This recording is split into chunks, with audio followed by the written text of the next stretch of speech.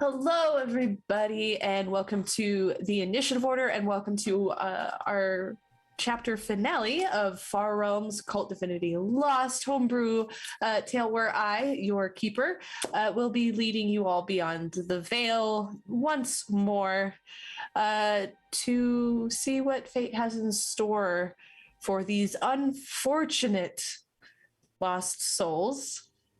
As they do finally begin to piece together the puzzle that is their existence and their predicaments. But real quick before we jump into player introductions and start setting the mood for this all the spoopy, let's give a quick shout out to our sponsors here at the Initiative Order. And first on that list is Session Zero Clothing. They have D&D inspired streetwear. You can use code ORDER at checkout in their shop for 15% off. We also have Norse Foundry. They are artists and dice makers. They have other dice accessories as well. You can check out their shop and use code TIO15 at checkout for 15% off there as well. Next up, we also have Roaming Player Gear, amazing tabletop gaming supplies by our very own Got DM. Use the code Carnaby20 for 20% off of their Dice Tower Tray combo set. We also have Mithril Armory. They are the creators of the insane tabletop gaming tiles and gaming accessories and the 1020 foldable metal dice puzzle that kicks my banana, but maybe it'll do better for you. You can use code INITIATIVE for 10% off in their shop. Ronan, don't give me that look. That's gonna give me a hold because you gave me a dirty look. You die tonight. And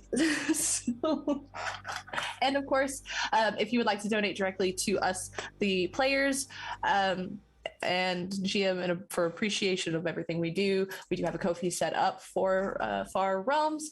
And tonight, specifically, we are raising money. You can donate to Roll versus Evil, which is a new initiative to give the gaming community a way to support small groups and charities working directly on the ground, where we can see verifiable and immediate results. And we know as a community that we're changing lives and making an impact.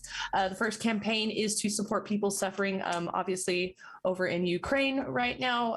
Again, link is in chat for donations. We do have people that will be matching those donations, so I highly encourage that tonight as well. And again, thank you all so much for tuning in, and anything that you donate, bits, points, all of those things, go to support the Initiative Order and all of our initiatives, which is more charities and things that we get, like causes we like to get behind. So let's go ahead and introduce my beautiful victims. I mean players. Ronan. Hey. Who are you? Who are you playing, and how do they feel right now? I'm Ronan Fox. I am playing Fox. Not based on anybody. I don't know how to feel. I am confused, as is my character. So he's on the brink of a breakdown, I think, too. So having died now multiple times. So yeah, hopefully that's the end of that, and that won't happen again, and we'll live happily ever after. It'll be fine. Yeah. So hey. All right, are you muted? What can I say? It's Jay, casual. You can find me on all social media at just2casual, and find me doing all kinds of writing stuff at Deep Breath RPG, website deepbreathrpg.com, the anime inspired using the 5e D20 system. And I am Tyson. At least I hope so. I believe I am Tyson, the one and only of many. Casual is completely chill, 100% calm under the surface, and has no qualms and is not even slightly confused. Tyson, however, is confused, bewildered, hurt, even slightly offended and aggravated.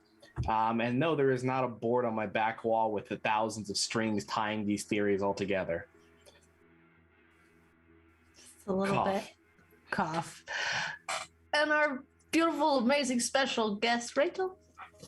Hi, I'm Rachel Beauregard. I'm an actor and gamer and a nerd. You can find my design work on Instagram at Bad Duck Design, and you can find my personal Instagram at Manic Pixie Tank Girl. I don't have a Twitter, but if you want to come bother me there or look at my geeky and gay shit, then feel free. Come bug me.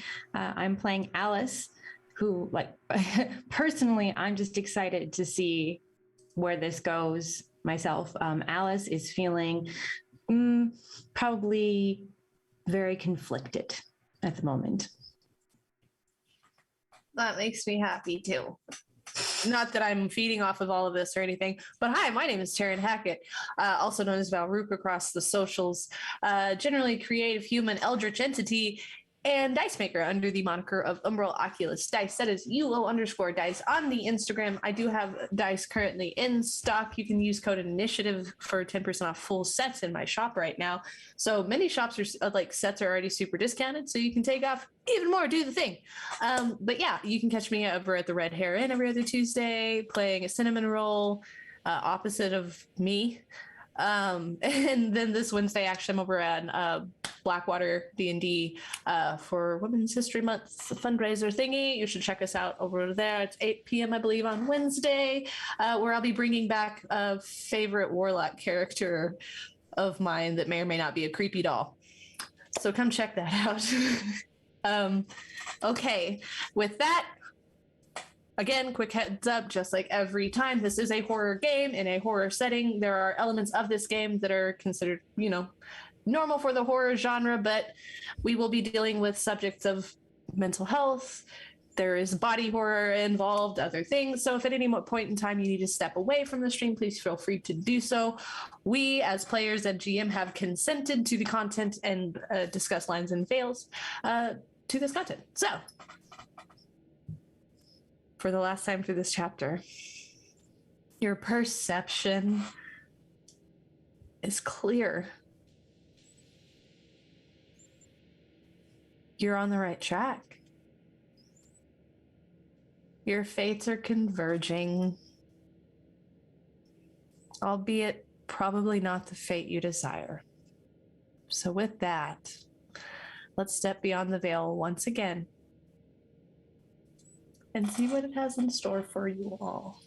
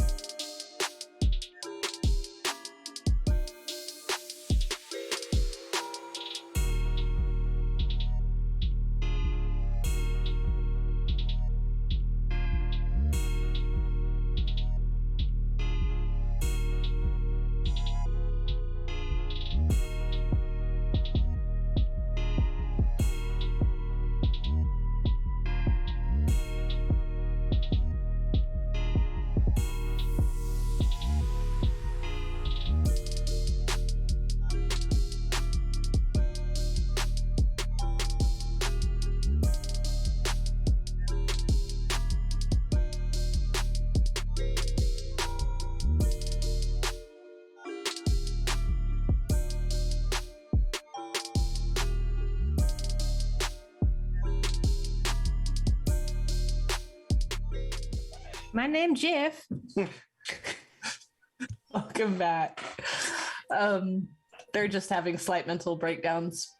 No, Between- I'm just saying my name is Yef. It makes me very happy.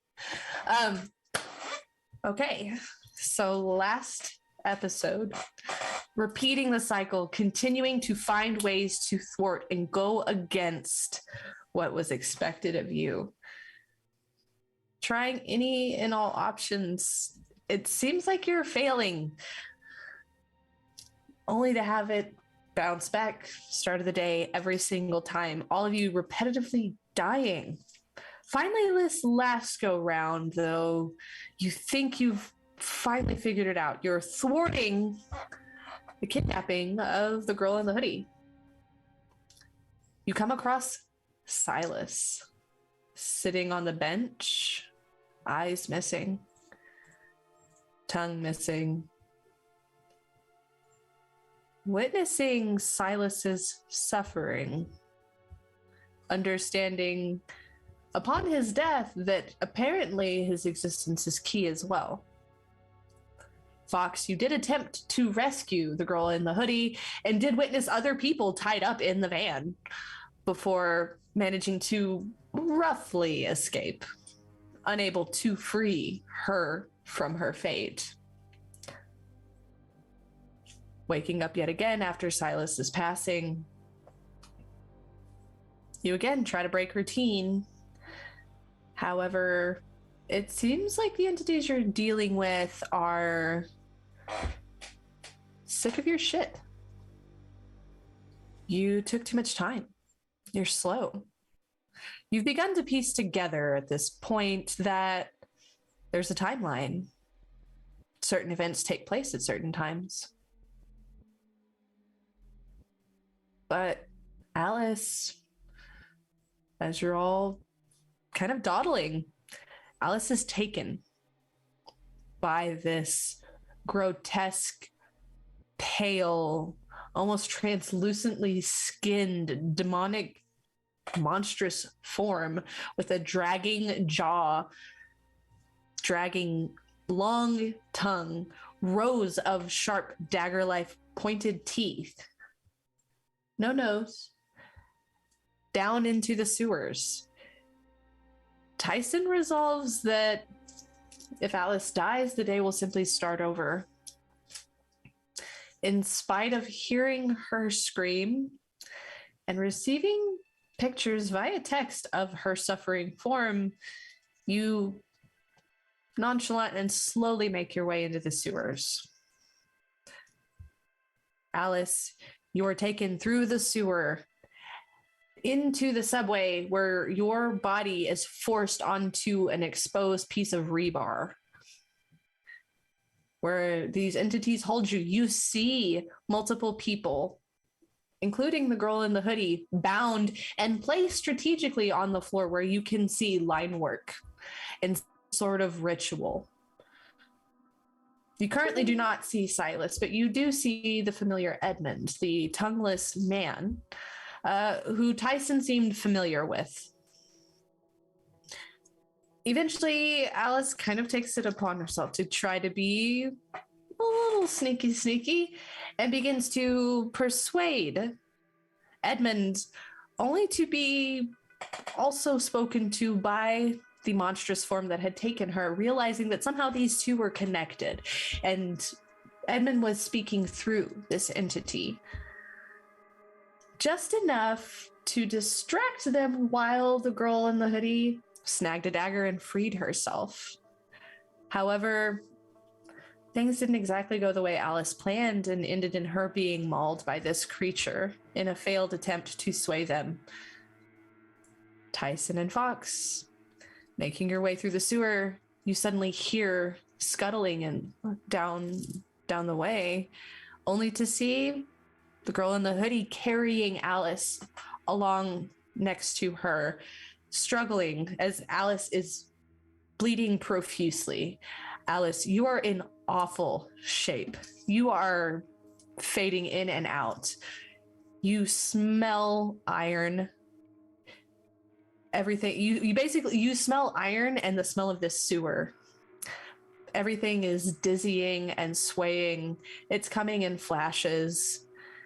It hurts to move and you want to vomit, but you are trying because you can hear footsteps coming behind you. You're only vaguely aware of who is holding you. As this figure approaches with Alice in tow, Tyson, you ask, "Who are you?"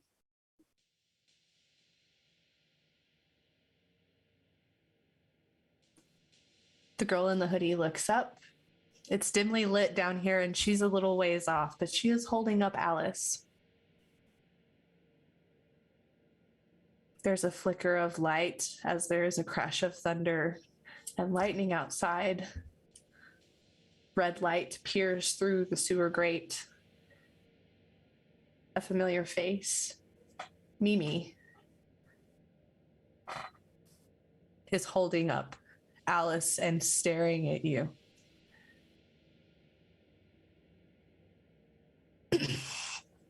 And the stage is yours. Alice, you hear Tyson call out down the sewer, "Who are you?"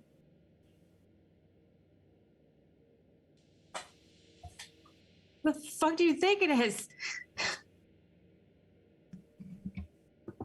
So, just confirming, I see this woman that looks like Mimi Yes. in the sewer path we are walking down. Yes. Looks like Mimi is holding up Alice, and Alice looks bad. Tyson turns around and walks away.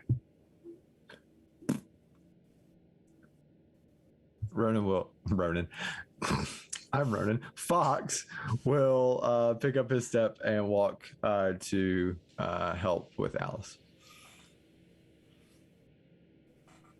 Just simply passes her over. I'm just sort of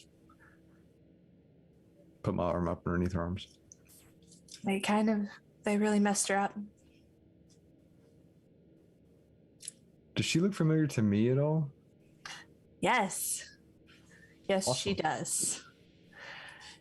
Looking at her face, you've not seen a picture of this person before, but you begin thinking back to your Jack Graves novels. There's a waitress in one of your novels. And as you stare at this person, you begin to pick up on the descriptors. By the very freckle on her chin, you see this Mimi. It dawns on you. This is just a side character in one of your novels, but you swear to God you have written about this person. What's your name? Mimi.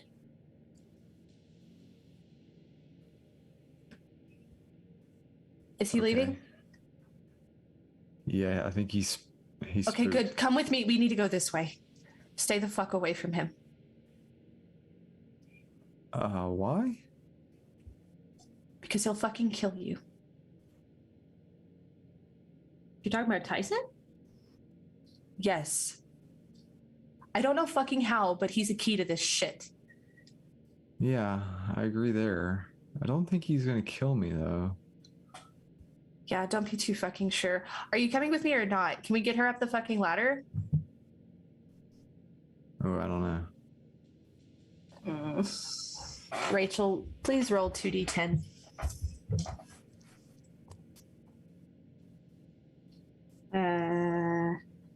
Be 6.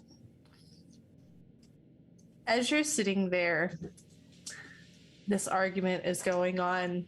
The blood continues to seep and you collapse.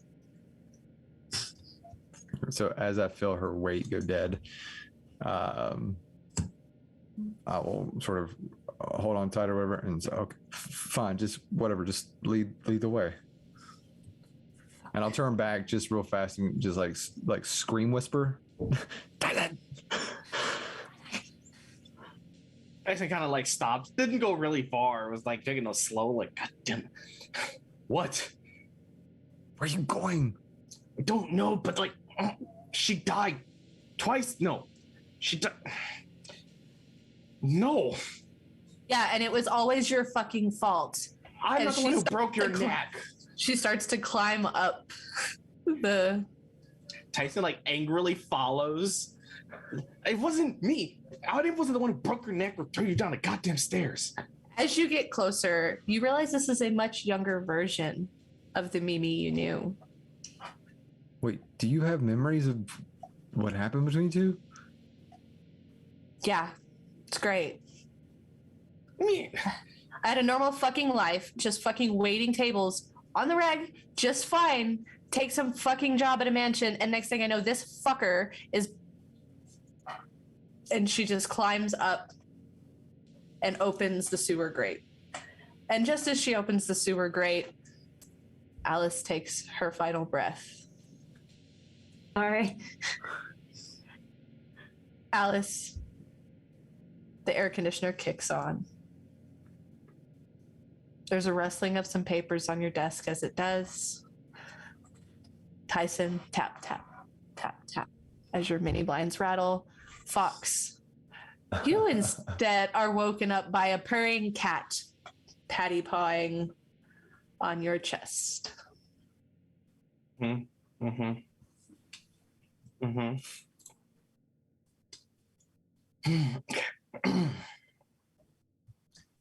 Tyson will grab the knife, the camera,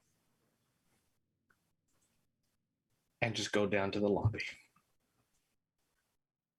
Okay. Alice, as you awake, your shoulder hurts from where you were mauled. As you look around your room, and Tyson and Fox, you would also see this, the spaces are a little less kept, a little more decayed. That smell of iron permeates even now. That smell from the kitchen making its way through the building. But Alice, as you awake, what do you do? I grab all my shit and just head out and like not stop at my doorway, just like have my baseball bat ready, and just like start heading down to the street where, I don't know, where we normally end up in the alley. Okay. Fox.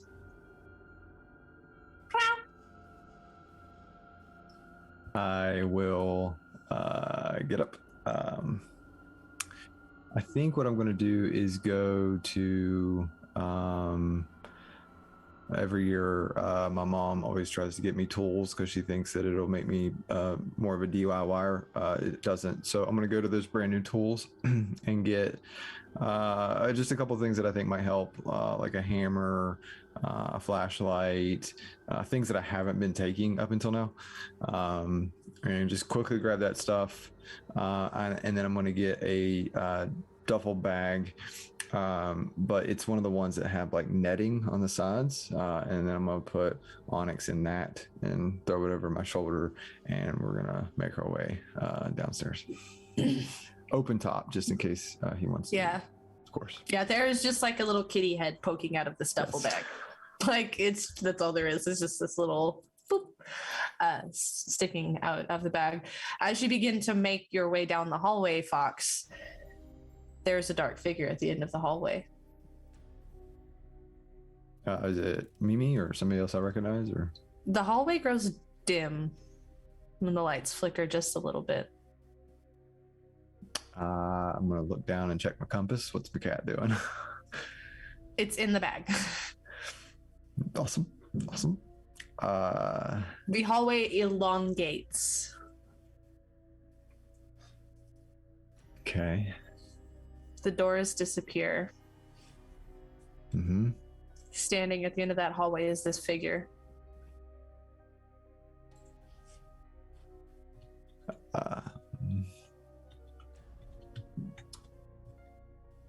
Is there can I peek and see, is there a stairway at the other end, like opposite? Yep, standing right by where the figure is.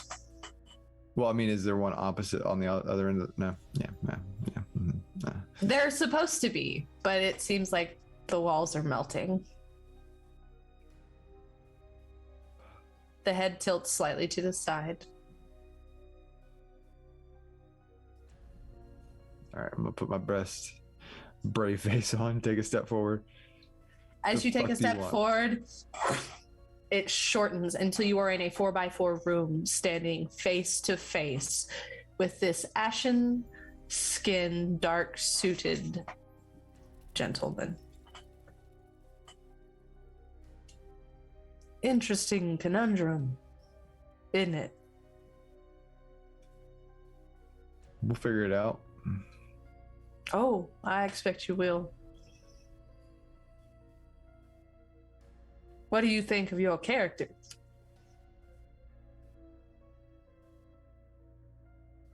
How are they working for you? It's an interesting plot twist.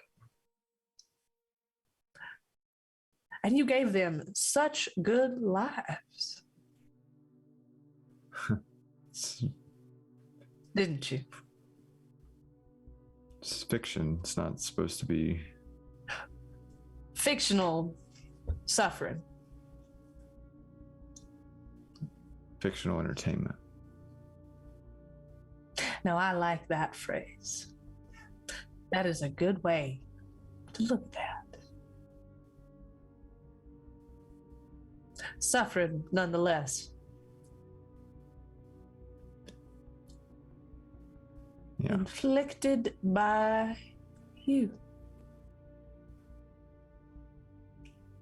Some would say it's internal torment that I've just put on fictional characters. Some would say. Well, have at it. They're waiting for you downstairs. And the hallway elongates. The figure turns and walks down the stairs. Can I ask you something? Stops dead in the tracks. Yes? I get the sense that this is just for your entertainment. Well, I certainly like to think so. Walks down the stairs.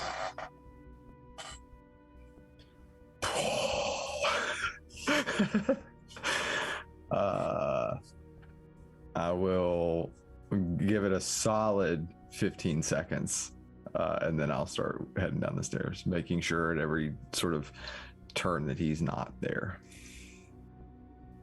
Okay. Nope, it's not there. Alice, as you make your way out, you meet Tyson in the lobby. Tyson's just sitting in a chair, kind of like leaning, legs up on another chair. Just going through random magazines. Any bright ideas? Me? No, nothing. Not at all. Not even an inch anymore. Don't care. Don't care as in not, you're just letting things, what? You have cared very deeply. What do you mean you don't care? Don't care anymore. Doesn't make sense. Doesn't even matter.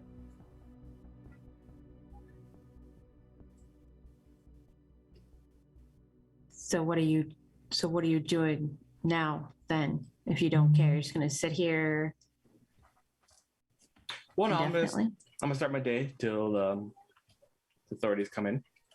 I'm probably gonna try to attack a cop, take a gun, and shoot anybody in my way until I find every person who's relevant. Every person who dies and I don't wake up in my bed, they're not important. It's not mass murder. They're gonna wake up today. But certainly a different approach than what you've been doing. That's a more effective approach.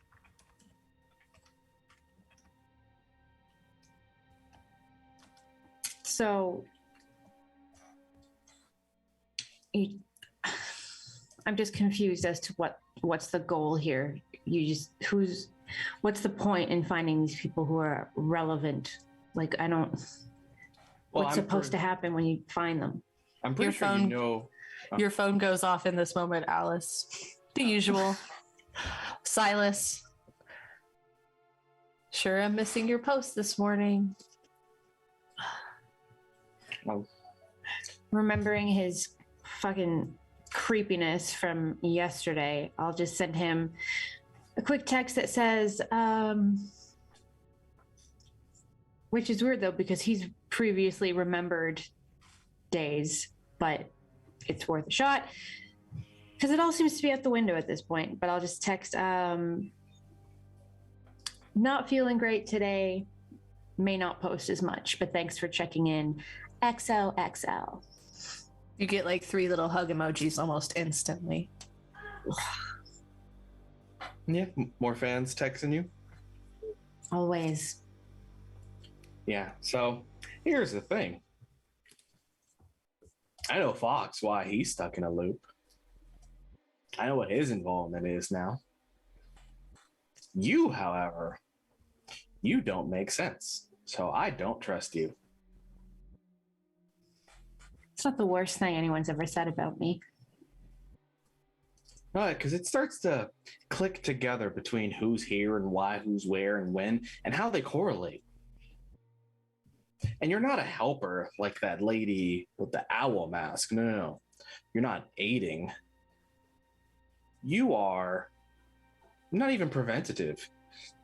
You're orchestrating, you're helping pieces fit for someone else, which makes sense. You know, good on you for whatever deal bargain you're getting out of this. But I don't want to do it anymore. So you figure out what's going on with you. And if it involves me, tell them I'm not interested. There is a cackle that, like, there's a crash of thunder, but with this thunder, there's a cackle that lets loose almost simultaneously with it and is almost impossible to distinguish the two. As Fox, you now make your way and you see the two in the lobby. Did you say owl mask? Yeah, owl mask, lady, asylum, not asylum, windowsill, it's relevant. Yeah, I know. I wrote her too. See? I chose owl mask because she was sort of fly by the night. Yeah, see, it all makes sense. Everything, just a piece of the story being told, which means everybody so far is a character that is identifiable, archetypal, stereotypical. So that just makes him not the director, the scriptwriter, maybe even a producer of this shit show of a movie that I'm living. I'm either the main character or the unlucky companion to whatever's going on. It's, again, you that seems to be my current problem because you don't make sense. I never asked to be a part of this. I never asked you to figure out my shit. We just ended up on the same fucking sidewalk together. And then the next day, I didn't want to be a part of whatever you had going on. And you made a point of bugging me about it. What if it's everybody you touch? It's his fucking fault. Tyson. As Mimi steps out from behind a corridor. There you are. I Which feel like you're this running is- behind. This is Mimi, but again, like, this is a much younger version. This is the version that Fox, you remember writing. It's your fucking fault. Yeah, we went over that the last life. You keep fucking waking people up. Okay, I'm gonna need you to be a little more specific on what you're saying, because honestly, this is exhausting. I don't fucking know everything either. All I know is that I had a normal fucking life and then you happened. You Okay. were a book character. Can you take your attitude and dial it down a few steps. Yeah, no, that's a Fucking. You are a fabrication of someone else's mind, pointing over to Fox, and manifested by some sycophant who wants to play a game that honestly I'm tired of playing. And I am tired of being dragged left and right through chaos and carnage. Here's the thing. I'll explain in a second, maybe. I don't think I can like predict the future here. I think it's retroactive. I just talked to the man, the Ash. He trapped me in the hallway upstairs. Bowler hat? Yeah. Yeah. He does that. Right. But here's the thing. He confirmed that this is all for his entertainment. So what if like I am writing the stories that he is then using for his basis of his sort of play thing? Like I don't think I have the power to predict what's going to happen, particularly because I'm not exactly predicting what happens. It changes. I never wrote about any crazy ghosts at the mansion. I just wrote the mansion as a noir book. And yes, you died, Mimi, in it exactly how you described. And that's a thing. And I may have lied today, because Jack's wife does go to an asylum. I just didn't want to admit it. I'm a little worried about all of this. I know. Okay. Did you write about, is Hanson even real? Do you have like the rich man owning a mansion and separated wife and all that? Yes, it's a classic whodunit. Great. Okay. Solid. So all of your stories are being used to put in a weird, so either I'm in your books living in a weird twisted variation of it, or your books are being used as chaos incarnate, bringing here's the other thing. I think we're all this dude's playthings, okay? And I think he likes to use my stories as his backdrop. The problem with it is, as Mimi so eloquently put it, I think you keep waking people up during the performance, and that is an issue. I'm waking people up. I went to a mansion to mind my own business because I had to go visit for family. You went there for selfish fucking reasons. It's always about you. Every single one. And I keep fucking dying. So does everybody. Yeah, you're going to die anyway. That's not me. That's him. You talk to him about your death. Not this time. This time you're dying. I'm not doing it again. It's fucking awful. As she picks up a gun. No. And begins to point it. No, just shoot me. We'll do this again. We'll come tomorrow. Shoot. Right here. It won't work. Hey, Tyson will come up and like barrel in the mouth. Fire. Fire. Just do it. Don't do it. It's not going to help anything. We'll all just be back here in 10 minutes. Lowers the gun. Tyson will just take the gun from her hand. See, this is the problem. Everyone is losing their goddamn mind because we're in a cycle of tyranny. Because your books use a backdrop. You have something to do with this, but I'm pretty sure you don't want to tell anybody. Or maybe you can't. And you know what? That's not your fault. I apologize. I am being too aggressive about it. You are a victim much like everyone else. Me or Mimi? Huh. I mean, Alice. both. And Mimi's a book. Fox, just confirming. Alice, not a character you remember writing. Not yet, no. Okay, so cool. Just confirming at all, right? You know, like a manuscript, side notes. To be fair, you're not written in his novels either, are you? Can you, again, the attitude. You, Mimi, you. I have fucking covered your ass and looked out for you every chance I've gotten, apparently. And now I'm trying to figure out why. She's right, actually. You're maybe the only person I've encountered so far in some capacity that isn't you two that aren't in my books at all. Okay. So your books are used as a backdrop. That makes me and Alice here the two outsiding variables. However, Jack Graves is a character. Is Silas also a character? Yes. Okay. In the asylum, did you write about a guy who was stuck there, Teddy? Yes. Okay. Eleonora, a Yes. lady. Okay. Eleonora? No, I would go by her place to bring a pastry to. Okay, got it. So my crush is just another manifestation. So wait, that means this has all been. Okay. Okay. Am I a character? Like, tell me honestly. Like, No. just out of. Okay. In your mansion thing, was a baby ever born in that?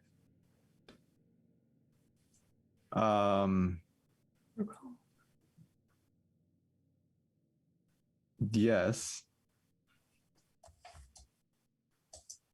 Got it. Not entirely sure. Got it. No, makes sense. Totally. Great. Okay. All characters from so either I'm being tormented through all of this, and for some reason Alice is here. Okay. Cool. Story of my life. And again, I'm sorry. I'm spiraling because I was to be calm. fair, I'm pretty sure that, no offense, Fox, like I get that, like here apparently like you're big shit and all, but like there are people out there that like he didn't write. Thank you. Yeah. No, I agree with that. Just because you happen to interact with us. My point is, I think in this gentleman's story, who is, taking liberties with my setting, you're his main character. Okay. I'm the main character of this 6th story. That means there is a key antagonist going on of some sorts. Yes, thank you so much, Kitty. It's like rubbing all over Fox's legs. Okay, so there is a primary. More importantly, am I the main character or I'm the? Even if I'm the main character, does that make me the antagonist or protagonist? Am I the bad guy in what's going on? Perspective. Exactly, and that's what I'm trying to figure out. What perspective is this story being told in? There's a crash of thunder.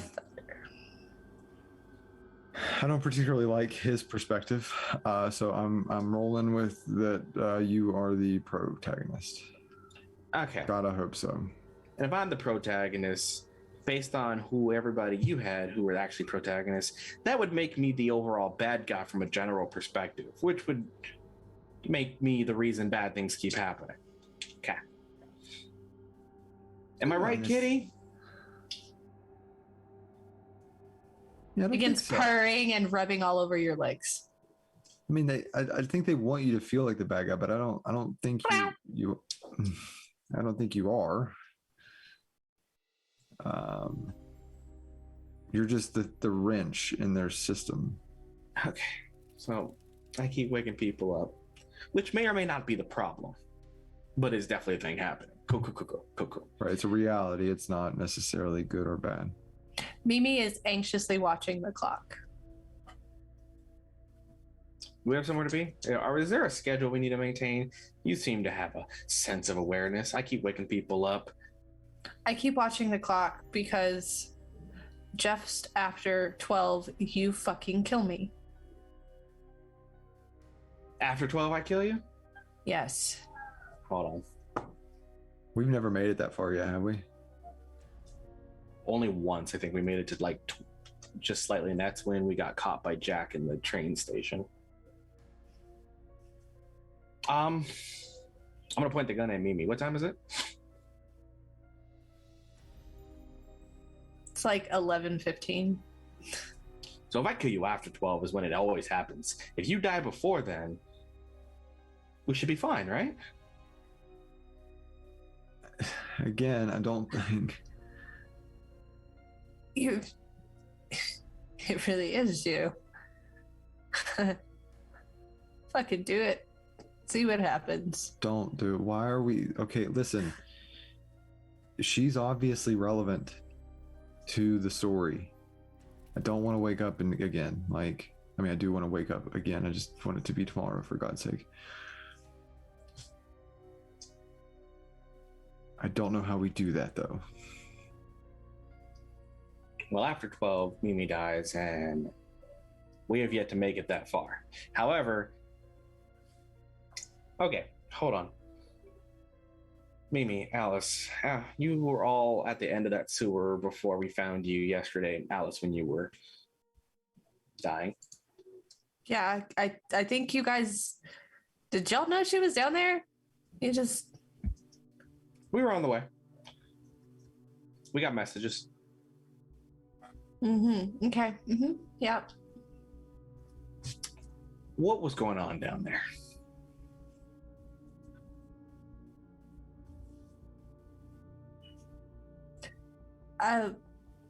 Fucking ritual? Some fucking bullshit. Had a fucking nightmare about it. It keeps almost fucking happening. And at the end of my fucking nightmare, you show up and you fucking slit my throat. Got it. I show. Okay. Like, now just out of curiosity, just to make sure, because I know this is how things sometimes work, what do I look like to you? Like you always have Black, all these feet, like the dark skin. I mean, usually, to be honest, you look a little better. Like right now, you look like you're kind of going through something. Like usually your attire is a little better. In a suit? Yeah. But like you're kind of doing the sweatpants thing, and like usually you're riding the zippy bike thing, and this is, if I'm honest, this is not a look for you. The bike thing. Okay, so this is back when I continuously rode the bike. Okay. And Mimi, and from your recollection, how long ago was the funeral compared to now? Honestly, it doesn't fucking make sense because like Funeral hasn't happened yet. She's too young. It feels like I've been there and I've done that, but like I'm old as shit every time I have that dream. Whereas like right now I'm not, but like every time I have that nightmare, like. You ever have a dream working at an asylum? Yeah, okay. Yeah, I know. That's why I'm fucking terrified of you, because like whatever the fuck you did brought the fucking wrath of everything down on the rest of us. That was when I fucking woke up here. Okay, cool. So this makes even less sense. Tyson sits down back on the chair, pulls up the magazine. You just have to not die at 12:15 or whatever. So just sit there until it's time and then don't die. I don't think it's gonna work. Fucking We tried try that at my apartment, and it came for us. It came for us? No, I don't even think. If I'm the main character, it doesn't matter. They're not coming for me. What are they gonna do? Oh no. Right. So we just gonna sit here. Yeah, you guys can fucking wait here all you want to. But if you hang out here, that thing that came and got Alice is going to show up, because that's what it does if you don't fucking leave. Yeah, and I'm going to then shoot it. So I feel like we all have a plan now. Carry on if you will. If you leave, you probably definitely will die, and apparently by me. My bad. But it's going to come by, and we just got to make sure it doesn't hurt us. And you gave me a weapon. Thanks for that. Knives weren't doing so well.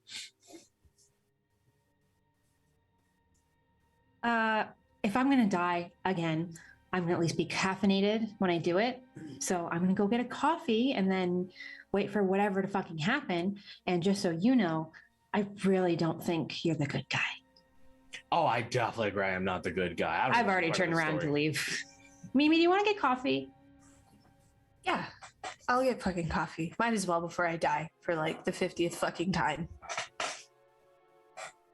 She will follow Alice. Turns magazine page.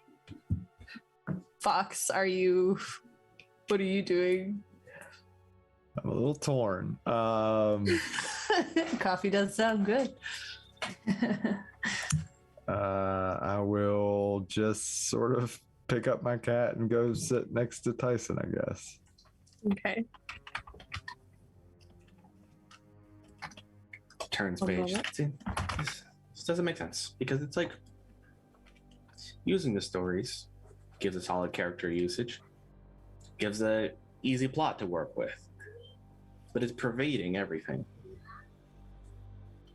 Like with the manor, Jack is investigating. That's the story. However, the B plot is the fact that there is a possible secret kid going on of some sorts. Voila, things change. Then in the asylum, we have Eleonora's story. Died to Teddy, dealt with Nurse Nora, and there's somehow me there again. Right. I don't think you're the only anchor though. Like with the mansion, it was the mansion. With the asylum, it's the asylum. I get the feeling that we've been pushed away a lot from this place, but this place is also, I think, a key to the story. Whatever happens has to happen here. We tried to escape the mansion, bad shit happened. Tried to leave the asylum, it got dangerous. So this place burns down or something comes, I'm gonna handle it the same way I handled that thing in the freaking mausoleum at the mansion.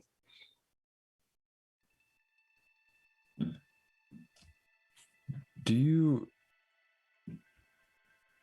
think other aspects of the story, my stories, could be plot devices for him? Well, okay. The mansion specifically had Jack investigating the mysterious death of Hanson, who might have been my dad, but honestly, it doesn't make sense, but it's definitely my mom's boyfriend. And I apparently inherited everything in the will. Jack was investigating the foul play that was involved. However, it got complicated because of the cult of the basement involving the butler and like the widow's son, who's a little piece of shit. I'd stab him again if I could. The one I stabbed in. As you say that, you hear a rasping down the hallway. Ah, perfect. All right. Gets up and goes to it.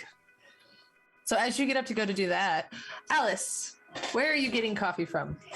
Wherever's closest.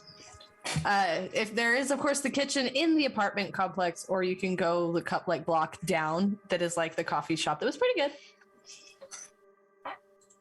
Yeah, probably the coffee shop, because I don't think that our kitchen would pass a health inspection. Oh, no, it would not. Okay, but really, don't fucking truck Tyson. All I'm saying is I've done this over and fucking over, and it just keeps fucking happening. I don't know if this is one of my fucking nightmares anymore. I don't know if this is my fucking life. I don't even care. I fucking point blank told people in the hall, like in the street, been like, hey, my life is fucking this stuff. And they just look at me. Like they don't react. Like, hey guy, like I got my fucking head cut off yesterday and everybody's a fucking demon. And this person just continues to walk and ignores.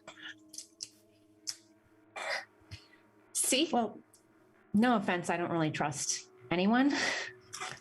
You shouldn't. I'm pretty sure that everything, I don't fucking know anymore, but I'm fucking tired of it. And I just want to go to sleep and wake up back in my fucking bed.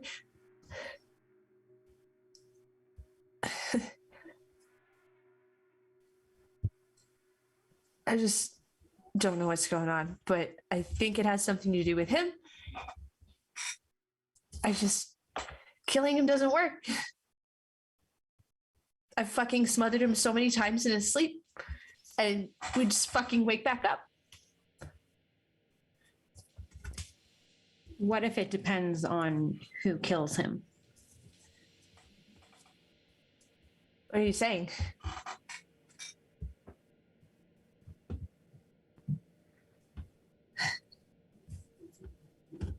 I'm saying that I was feeling conflicted about a possible way out of this bullshit. But I'm not feeling so conflicted after that fucking conversation. So, like, what kind of way out? Is it something that I could do too? Like, is there... You certainly seem motivated, but Probably not.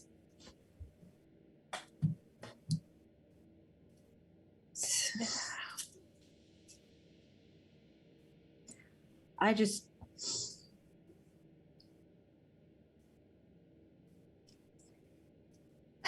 things could possibly just end up being worse than they are. I just know that before today, it at least seemed like he wanted to fix this, and now he doesn't. And That's what fucking scares me. What if he's just a fucking tool? Like, what if he's part of it? Like, what if he's like making this happen to us? Like, what if he knows and he's just like keeps it going? What if he likes this? like, what if he likes being the main character? All of this. Like, what if he likes watching everybody fucking suffer?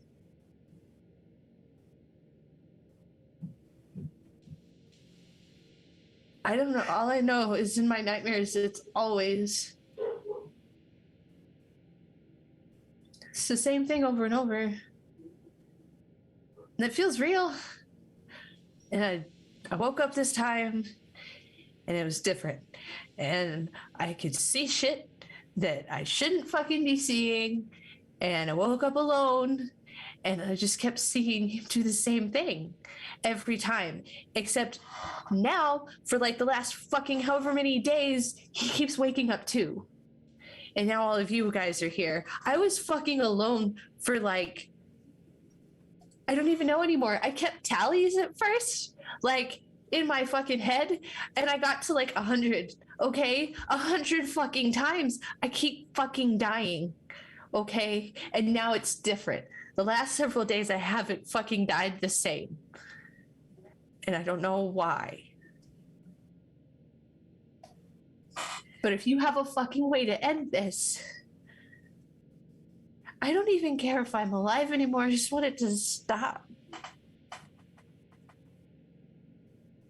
So you don't know why they took you to the sewers, to the subway? To kill me. So it's not always him that kills you? But you die? No, it's always him until the last several days. Oh. He fucking shows up and he slits my fucking throat. And then I wake up. But he doesn't look right. Because, like, I know Tyson somehow. But I haven't met him yet. And that doesn't make sense. None of it fucking makes sense. That certainly feels like the theme. I don't know how you could help. I don't know if it's even possible to move the pieces around in a way that would facilitate ending this.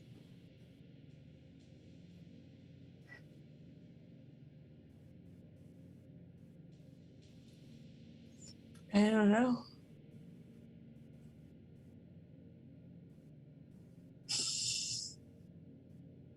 I just know that he showed up, like him showed up, and it's all different.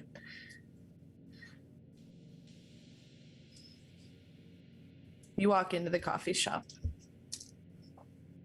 And of course, the like super ditzy little barista that was there before is there, like brews on. You can snag a cup of coffee.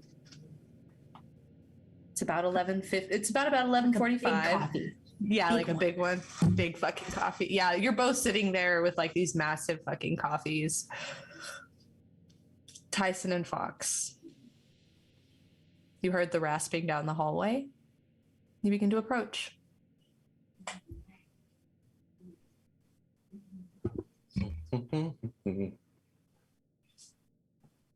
Approaches. As Onyx stays away and hisses. I'll pause. It's fine. The cat does the noise. You stay back. Whatever it is, I'm not supposed to do it, so I probably definitely should. A baseball bat swings from around a corner towards your head. I would like to avoid harm. Okay. Right? Yeah, avoid, because I can't endure anything. That's a plus. That's a 10. 10? Okay, so it manages to like skim just over the top of your head. In doing so, as you duck, your wrist hits like this corner of the wall and the gun slides out of your hands. Like 6 feet in front of you. I'm stabbing whoever it is. I still have my knife. Okay. Then go for it. So you see the arm still stretched out. The gun slides. You come back with your left. That's 17 on the die for 15. Yeah, so your knife goes up and just straight sticks through the forearm, and as the knife hits the forearm, another arm reaches out and grabs the arm with the knife. This arm, however, is elongated, pallid, almost translucent, slimy, very long nails. That's what I was hoping for. I'd like to use inner power. Go for it. That is 18 on the die for 21. Would you like to describe what happens to the demon creature and Edmund, both sitting next to each other? With the knife kind of through and feeling the forearm, the complete disregard of life as Tyson's pure, just insatiable rage is unleashed. And what I can only imagine in the essence of like black tendrils eking out around as the shadows not only hit, they lash, pierce, and slash through everything within the immediate vicinity, severing everything. But due to the rage and the fact that I did not roll well on my mental state, meant to keep everything that's humanoid alive long enough to suffer still. Okay. So this lashes out. Fox, you see this. Onyx bolts to the door and looks back at you and goes through the door. I'm conflicted again. Yeah, that was scary as shit. I'm running. Okay, you go out the door after Onyx. Yep. So Tyson, the weird monstrous creature is sitting there, and you now see, as you turn to look, Edmund's torso is like growing out of the front like stomach region of this creature. Like this creature is sitting there and Edmund is like protruding from it, like growing from it, as it is like laying and writhing in front of you. Don't like that. But is Edmund like dead already? Nope, they're both alive and writhing in pain, looking at you. Just I'm gonna force Edmund's mouth open. Does he have his tongue? Nope. But he does rasp at you as the monstrous creature. Did you really think it was going to be there?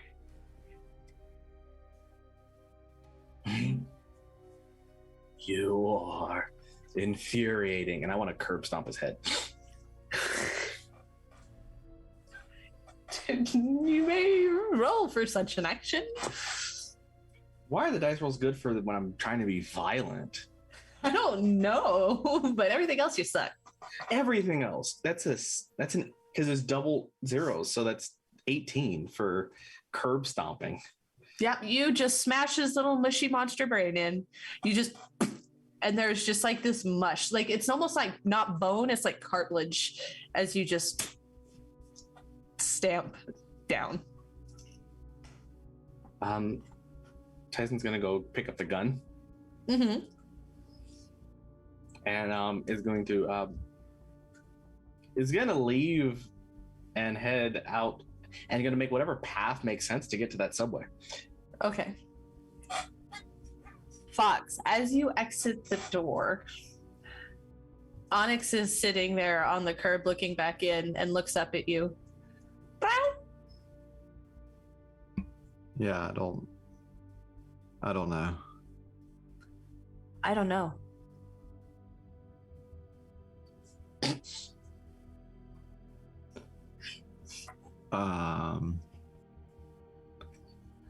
You can talk? Can talk. You can repeat. Repeat.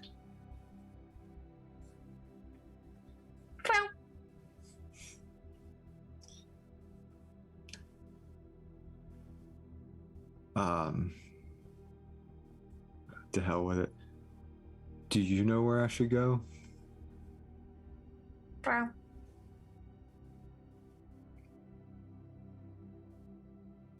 Do you care if I live or die?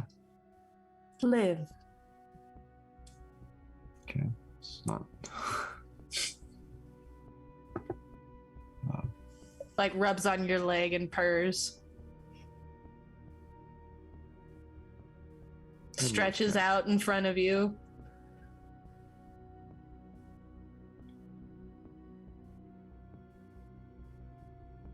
I feel like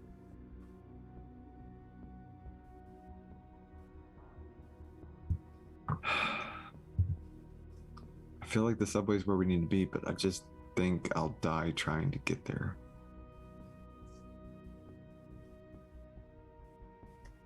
The cat begins to walk the opposite direction of the subway around a corner and looks back at you.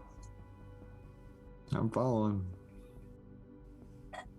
As you follow the cat, it seems to take a roundabout way to the subway. And by roundabout, I mean a direct route, rather than going through the sewers, leads you down the sidewalk and around. While you're going, you walk by like this building that is like solid, you know, like glass, like, right? It's just solid. And as you're walking by, you notice your reflection. You look down and you see the reflection of Onyx is a humanoid figure walking in front of you. Like the little gray kid? No.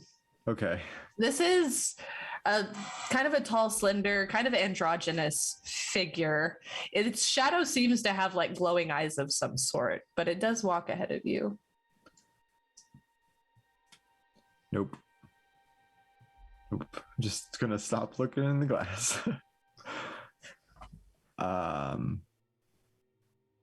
Actually, I'll take one more look in the glass. Do I get any, since it's a humanoid face, can I read anything deeper into the facial expression? Like, do I get like a smirk? Like, does it know something I don't know? Like, you know what I mean? Like, it looks focused, like it is looking to lead a direction. It occasionally looks back at you. When it looks back, it looks kind of concerned.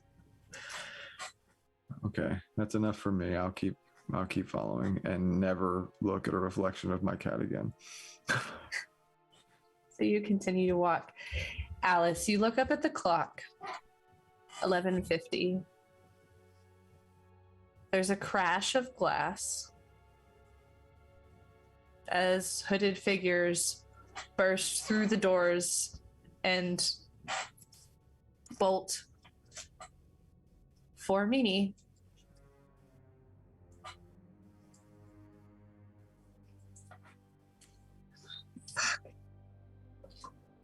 Such a dick. I'm just gonna watch and not move. She goes to duck out of the way and is immediately caught by her throat and is, again, the people in the coffee shop are just sitting there drinking the coffee, acting like nothing's going on, as she is taken and is beginning to be dragged out of the shop. You get a text message. Thought we had a deal.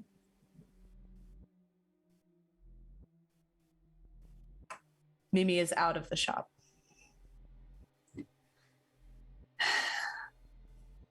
I'm gonna text him back.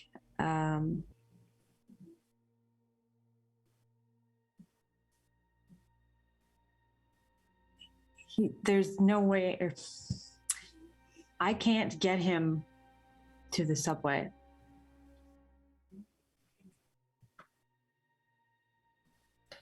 You get the text back. He'll take himself.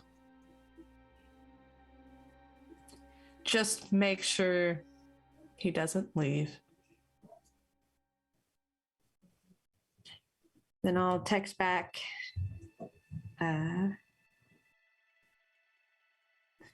Send me a car. Just to like pick me up and take me. You get like a winky face emoji back as the van takes off with Mimi. Just go out with my coffee and wait for the car to pull up. So Fox, back to you.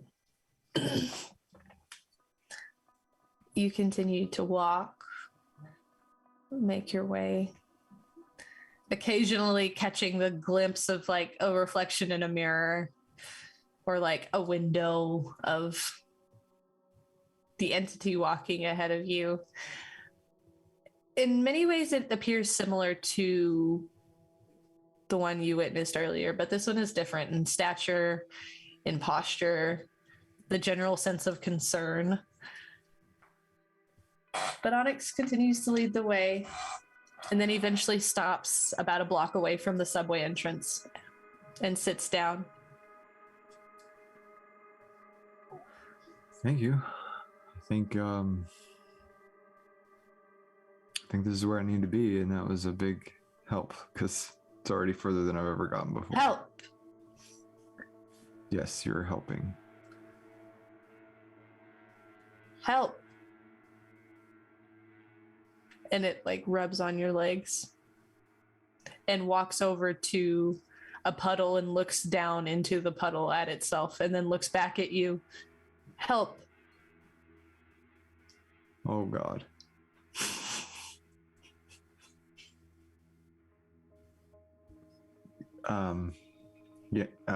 Yes, this might help us all. Help us. Yeah, I can try. Try. Let's go.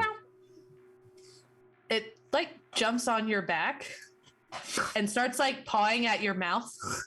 Okay, it's different now. It's very different. It's like pawing at your mouth. Mm-hmm. Just play cool. Like rubs on your face and then sticks its like head in your mouth. Okay. Like it's, and then like pops back out and it's just like, help.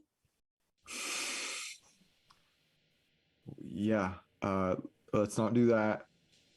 And we'll move. Let's move. Let's go. Comes around the other side and sticks its head in your mouth. This is like brand new cherry flavor, but in reverse. But this time there's a lot more force behind it. I'm going to try to. As it tries to force. Yep. Okay, go ahead and you'll have to roll for that. Oh God.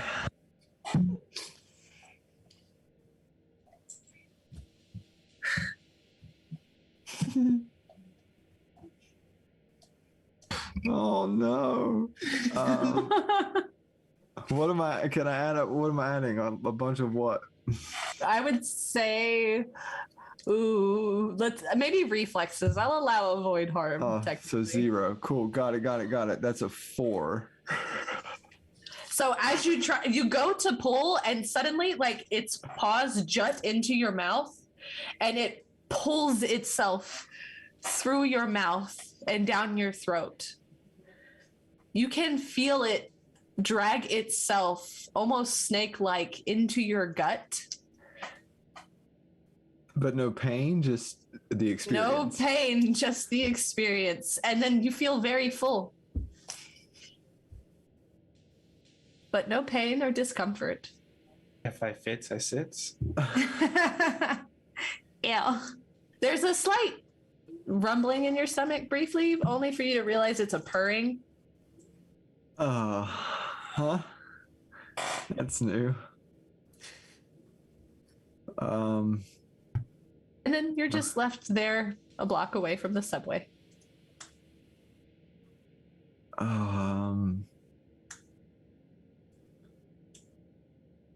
Okay. Did not expect and or want that, but I still think helping is best. You find yourself saying, help. And the quicker the better. And I'm just going to kind of make a beeline for the subway. You go to the subway. Alice, waiting outside for your coffee, a black limousine shows up. The door opens. Sorry. He has to like be forced by a cat, and I'm getting picked up in a limo. It just doesn't seem fair. I'll get in. At the other end, familiar cane, very clean look. Rather than the usual like black suit, there's like white. Kind of looks cleaner than usual.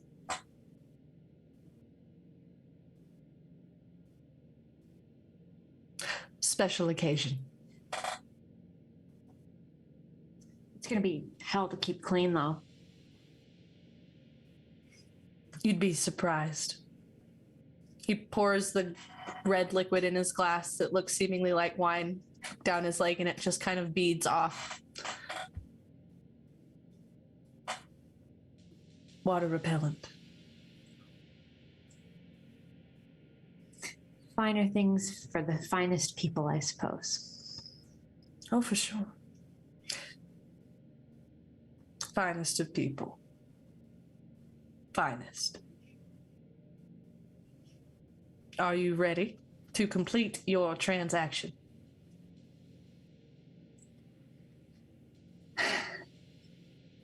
I suppose as ready as I can be with such vague instruction. I can't hand everything to you.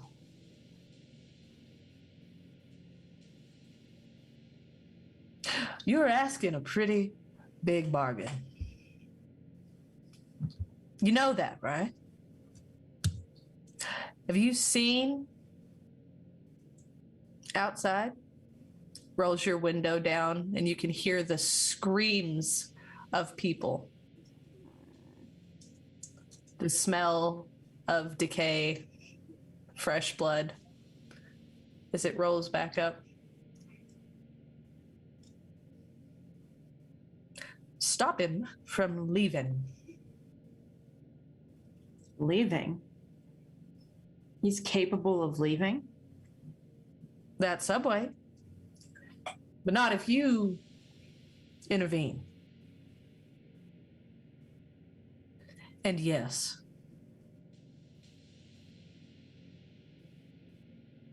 I'll make a deal with you. You or him. Oh, I know, but we both know what you're gonna do, don't we?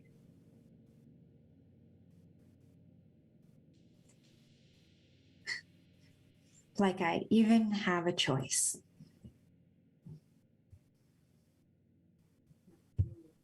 You don't. Not at all. So I'll be out. I'll be fully out. You will be out of this, yes. Whatever this is. Yeah, I don't suppose you'd be willing to. No. No. It's worth a shot. Yeah. For some. As he rolls all of the windows down one more time, you can hear all of the screaming, the stenches. There's a bump in the road that seems abnormally large. As he leans across and almost extends and grabs you by your collar. Don't fuck this up. If you fail, go back on a bargain with me. It's tenfold. Let's go, and sits back. Windows back up.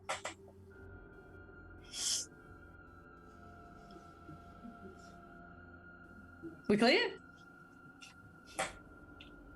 Crystal. Good, get out. As it immediately stops,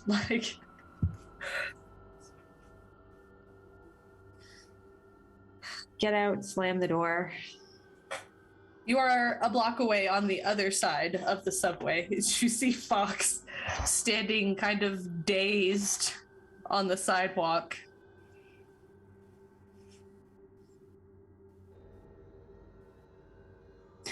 I guess I'll kind of half-heartedly, confused wave. Extremely confused wave back. And followed by a Brow.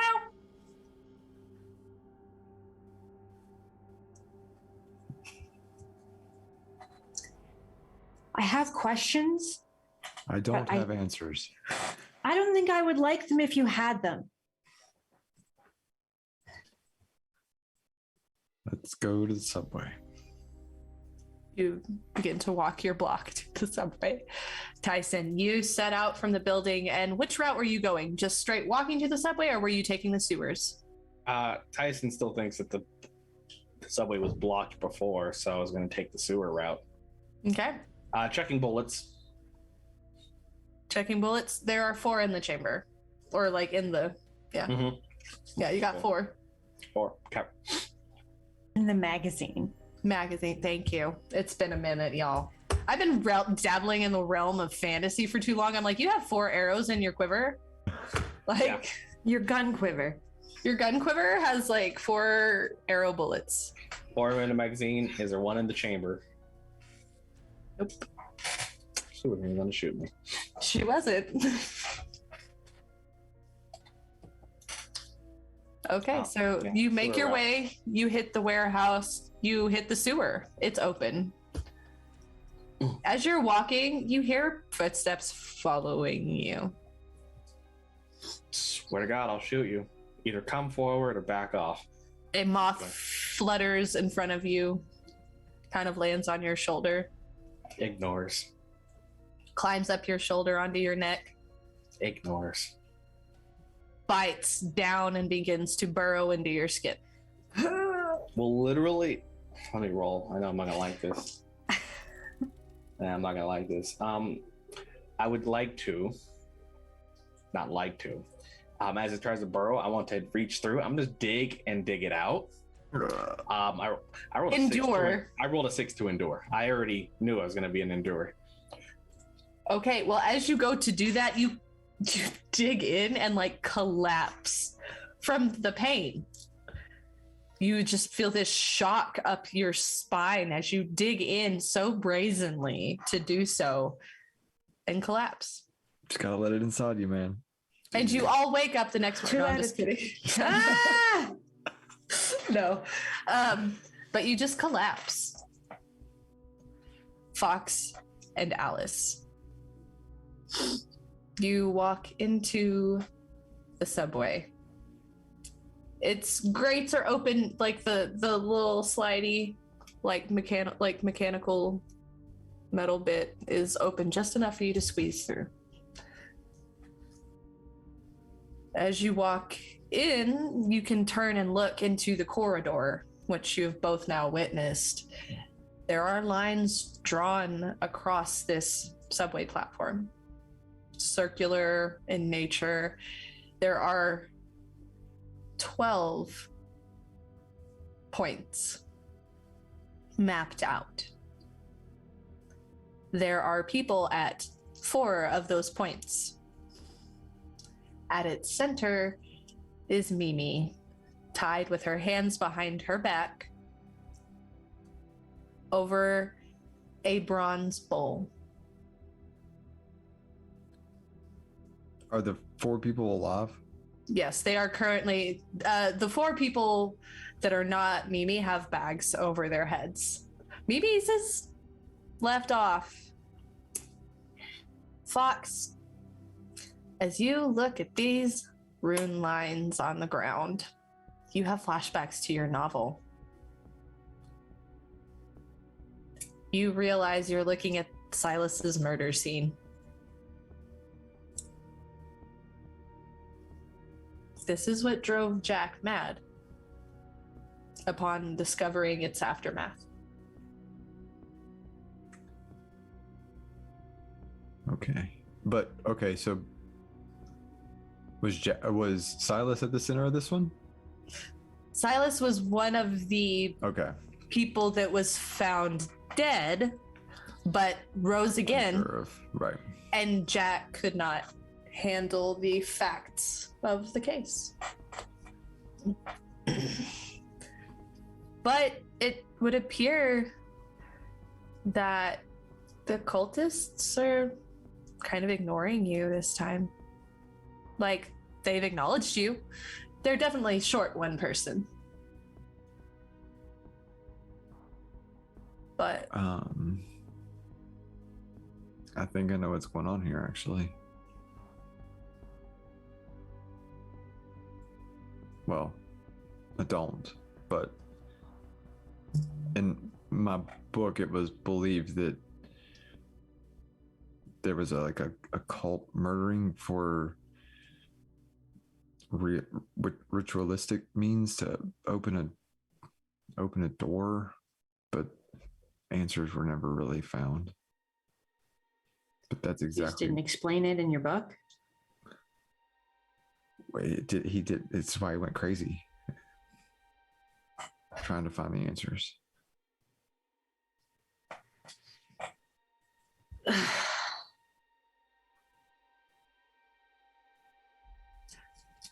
So,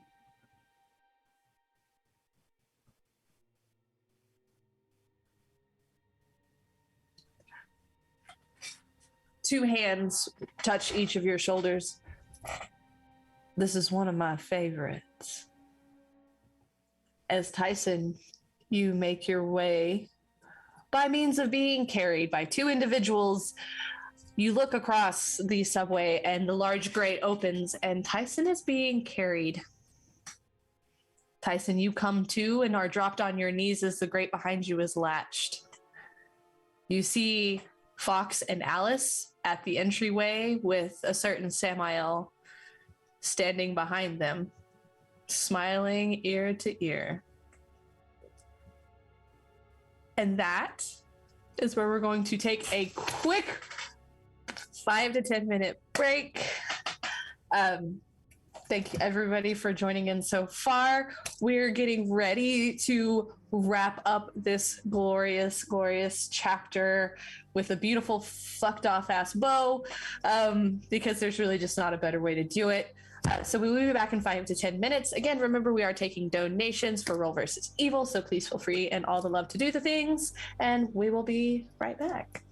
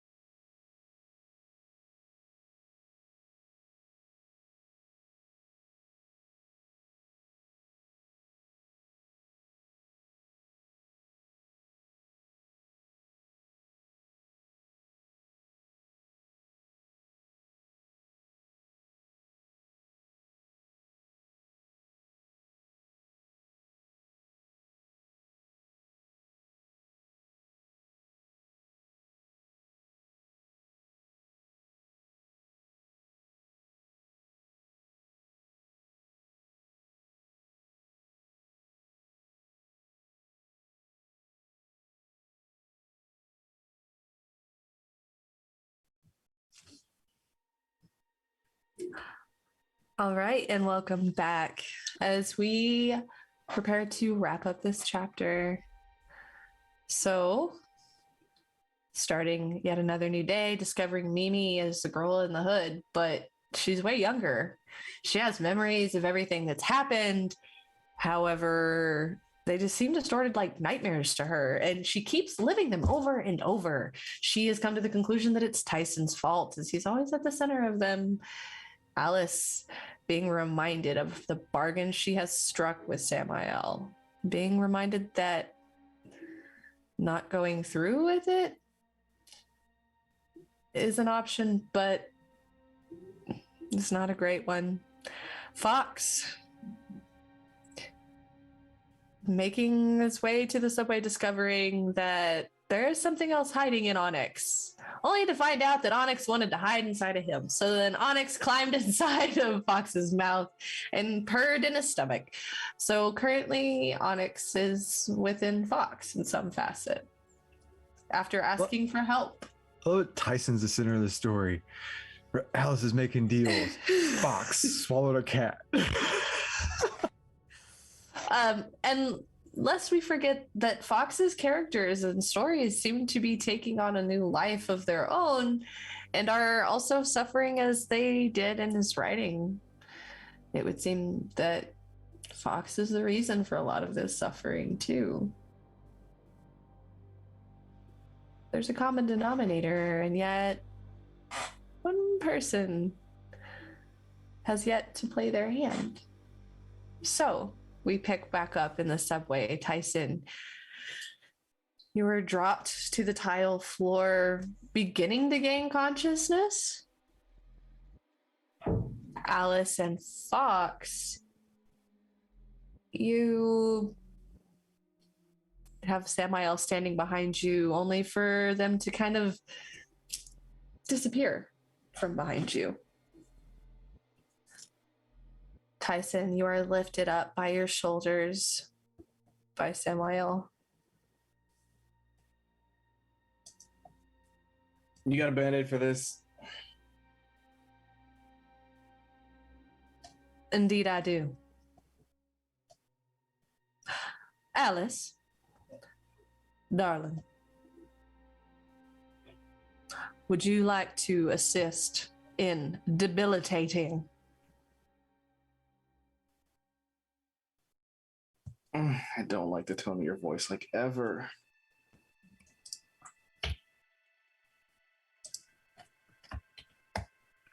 Can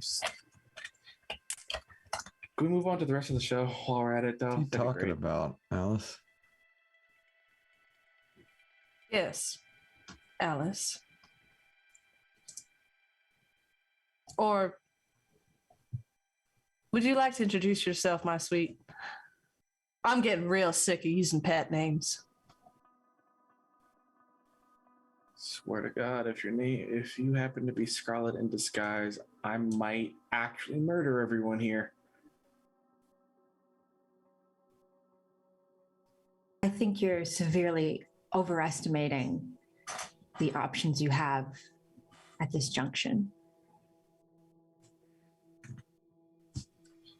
But if we want to go by the name that's signed, my name is not Alice. Shut up.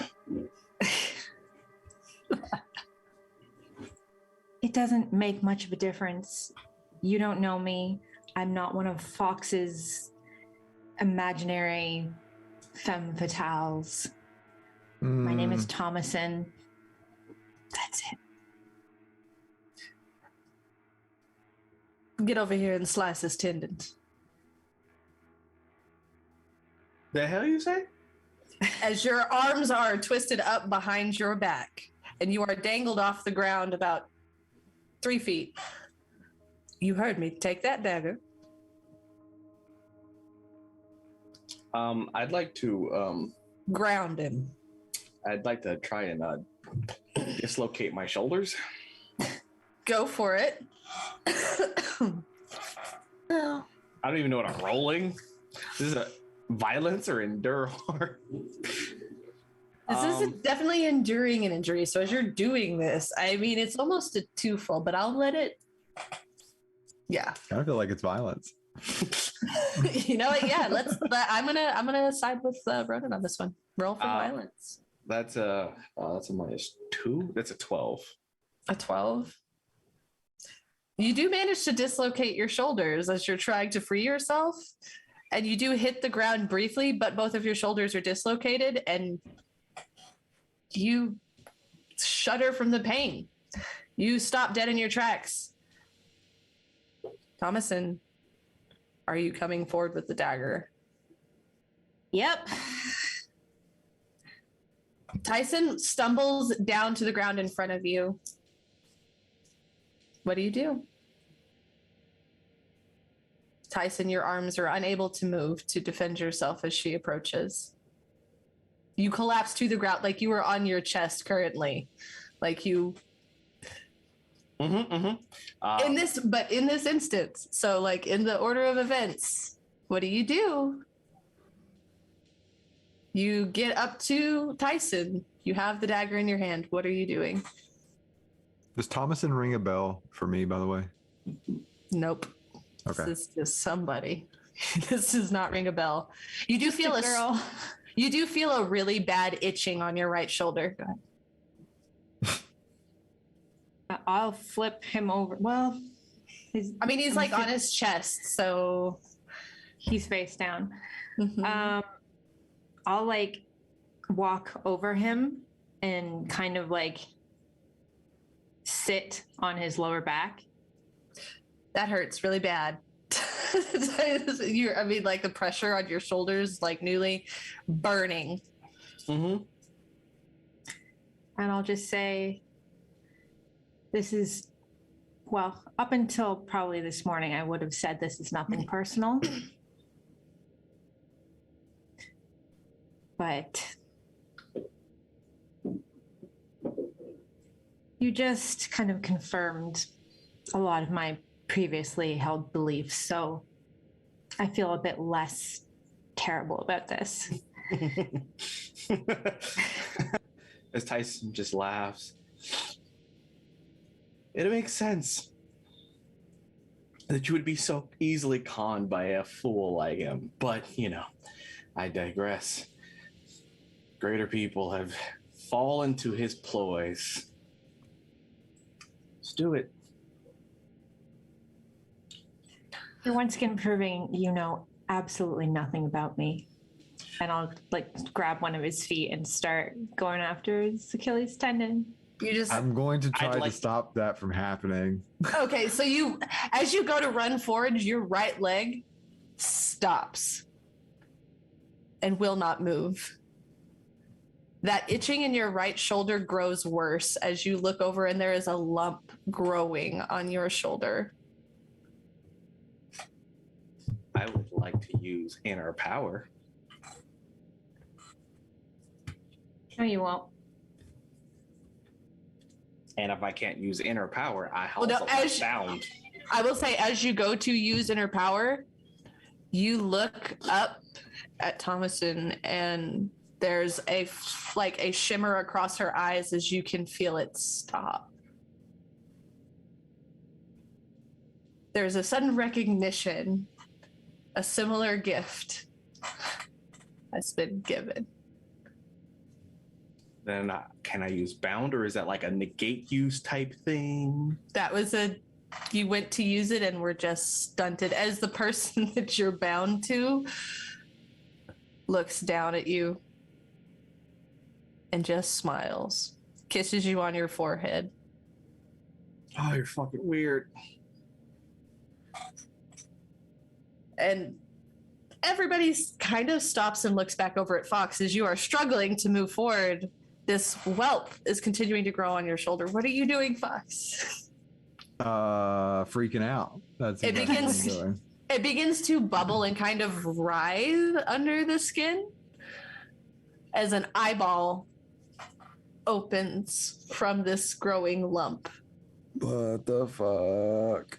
And it continues to grow, and you can feel your shoulder elongate as a head slowly forms from like this amalgamous mush of flesh. And it looks identical to you as it's continuing to grow, and it continues to split, and you can feel your bones popping as almost a doppelganger of you is forming off of you and splitting. There is a tearing sound. You can feel a purring in your stomach, a bubbling, until, and you too, like even Samael stops and is watching briefly as you see like a sign of recognition, of understanding of what's going on, as a second fox finally tears itself off of Fox, but this one has glowing green eyes, looks back at Fox. Thank you for the assistance, and books it out of the subway and stops just at the doorway, turns back and is gone. Fox, you now have full ability to use your legs. Tyson, one of your tendons is sliced through. Mimi is lying on the floor, bound and gagged, eyes wide, and crying. Can I like? I can see her. Yeah, she is like tripping. I rolled to keep it together. Tyson is still with a 17. Just gonna. Told you, Mimi. I didn't want to kill you, and I don't plan to. And she's kind of just like, you can see her like breathing in deep, and you can see like, just like on the cusp of like passing out from sheer shock. It's almost as bad as the gummy bears. Finish the job. Yeah, can you hurry up? That way, this can just be over. You can get what you need, and everyone else can go on about their day. I would love for everybody to stop suffering on my account. That'd be... God, the fuck, it hurts. All this suffering's not just you. Some people bring it on themselves, don't they? Sugar. Whatever, just... I don't want to be part of it. I'm going to lean back and grab Tyson's hair and just say, you talk too much. And then like shove it and then lean back forward and grab his other tendon and cut it. Go ahead and endure injury for me. Do I have to? Can I just not? No. This is... Or an accept injury one that I can roll? That's what I'm like. Just, I'm not going to endure it. Just let me die. Ah, fuck. I want to roll well. I don't want to roll well. Oh, wait, no. 40. That's a 13. 13. So you do officially have a serious wound. In this moment, the dagger slices through now both tendons. You're bleeding. Samael reaches over, grabs the dagger. As he lets go, it's glowing red hot. Don't let him die. So I lean forward and I use the knife to cauterize both the wounds on his ankles. You're going to have to get more comfortable with this. For the agreement. You're going to have to get a lot more comfortable with this. He's right, though. If you're going to do this, you could do better. Fox, you look a little perplexed. I did notice something making its exit, but you sure are looking at my little friend here really confused. Got a question? Ask her. I know you want to know. My dear, get up, stand up straight, and explain to him what is going on. Own it. Own your suffering. Own your treachery. Tell him. What he said. You feel a cane on the back of your neck.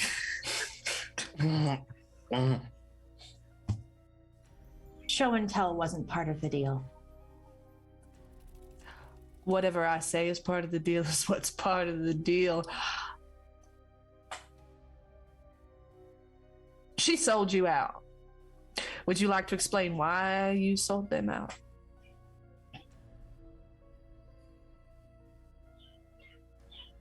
Don't pretend like their suffering hurts you. You love it.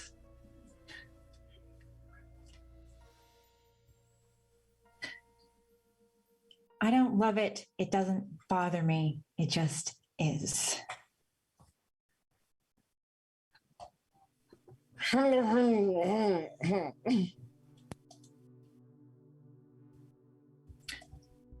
I'm just doing what's best for me.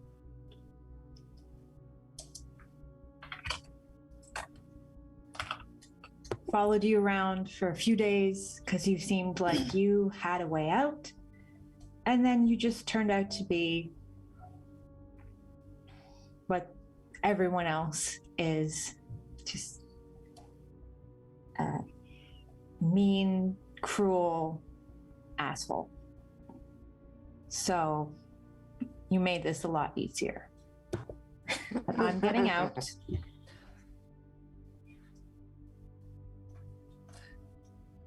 And you're staying here, I guess.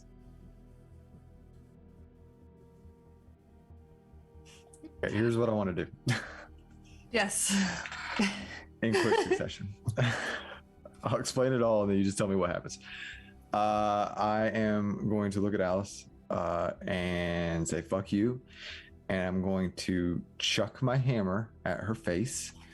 And then I'm going to turn and run after my doppelganger because none of this fucking shit even involves me. And as I'm leaving, no matter what happens as I'm leaving, I'll shout, "Stop using my stories, asshole," as I'm like running after my doppelganger. So you go to run. You are snagged by two individuals in cloaks. And you are shoved to the ground, and one of them grabs you and turns you. So you are allowed to fight back as they grab you to shove you down. So please roll. And depending on how you would like to fight back, you may roll. If they grab my arms, then I will just start kicking. Kicking. So violence. Yes. Okay, hold on. That one's not the right die. That would have been awesome. Crap. I rolled a 12 because it was a D12. What is that? 16 minus 2, 14. 14. You do manage to knock one of them off of you, but as you do, your elbow hits a pipe that's part of the metal gateway hard, and you stunt yourself as they slam you back to the ground and turn your face forward. And in your ear, you hear Silas's voice. You will witness this. My suffering is your fault.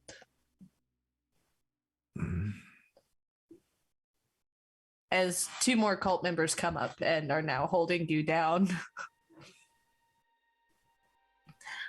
Now, I would like to clarify, Mr. Fox, you are not allowed to leave. You are a guest of honor. You have earned your place right here to witness this moment. Now, Miss Thomason, you are leaving out a very important detail, aren't you?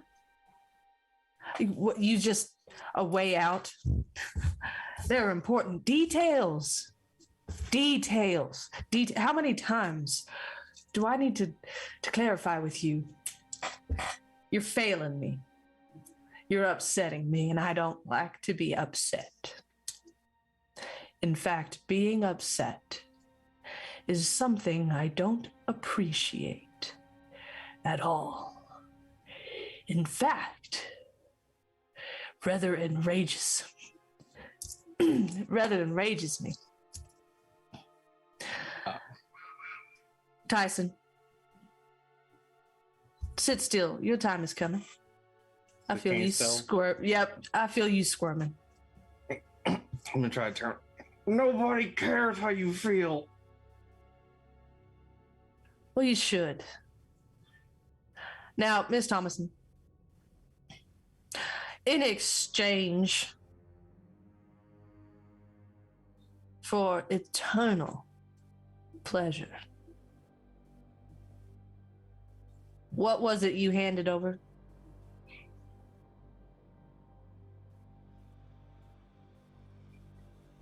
My soul.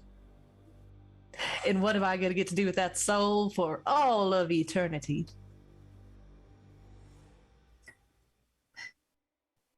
Cause it unending, blinding pain. Y'all remember that little scene up top? That.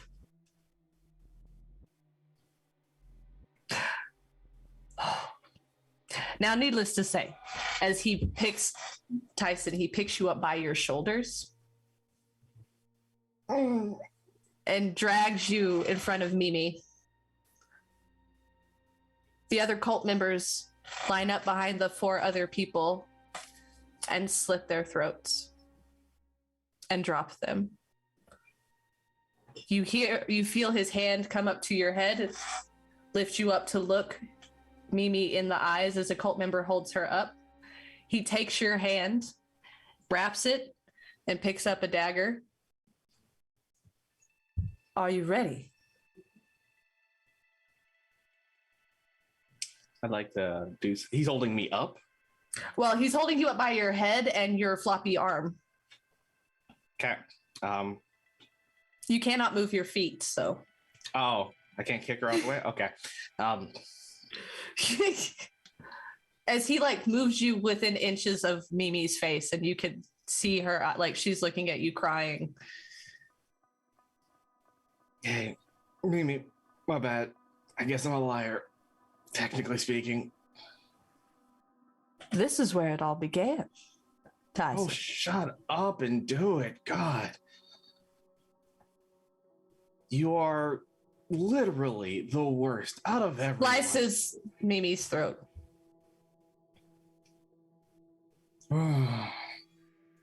As she drops to the ground, her blood fills a bowl. And Tyson, as you're looking around you now, you recognize these runes.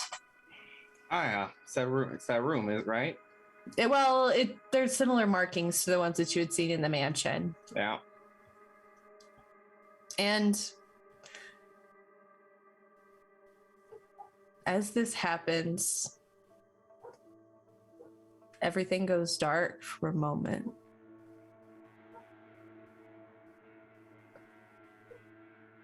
There's a cold feeling that rushes up all of your spines.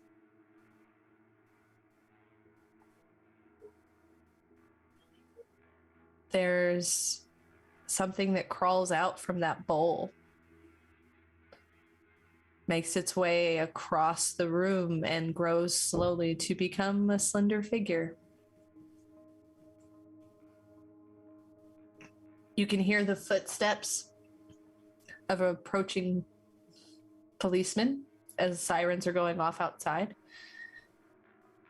Before the lights come back on, everything freezes.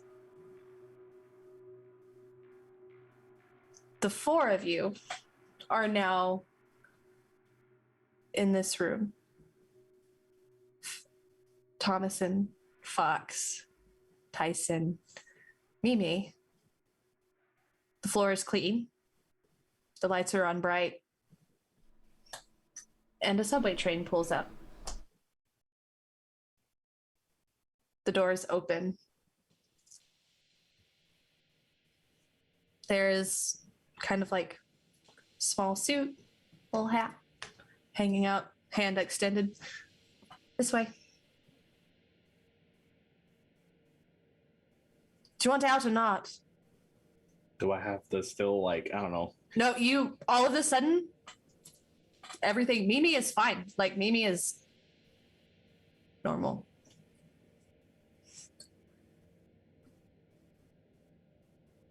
I'll go. Do you or don't you? What? Do you or don't you? Tyson walks, takes Mimi's hand. Got nothing to lose. Mimi will follow behind. Subway door closes behind you. Mimi takes a seat.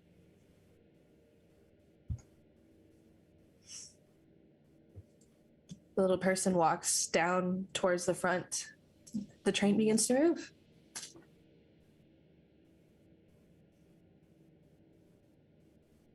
You can see the subway lights pouring through, going past as you're all sitting in this little box car briefly together. Mimi is just staring at Thomason and Tyson mostly. It's like looks back over at Fox after witnessing, and it's just quiet.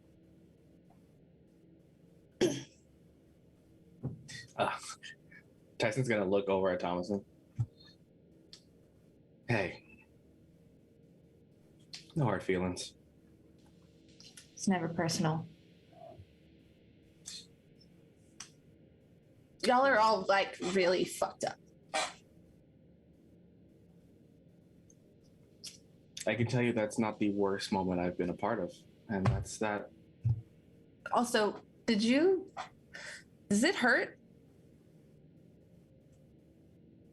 Are you okay? Shrugs. Fox, specifically with the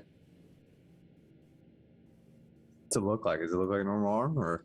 yeah, you look perfectly normal.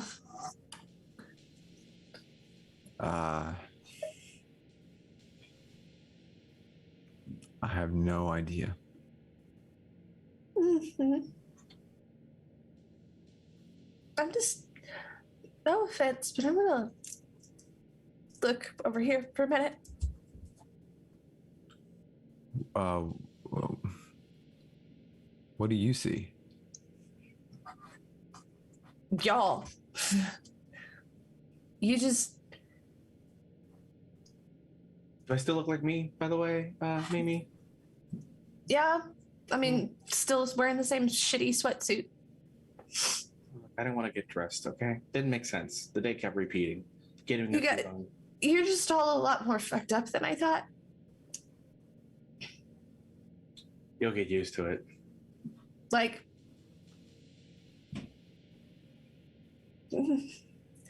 so the subway train continues, and suddenly it comes up from underground, and there's kind of outside light, but it's red.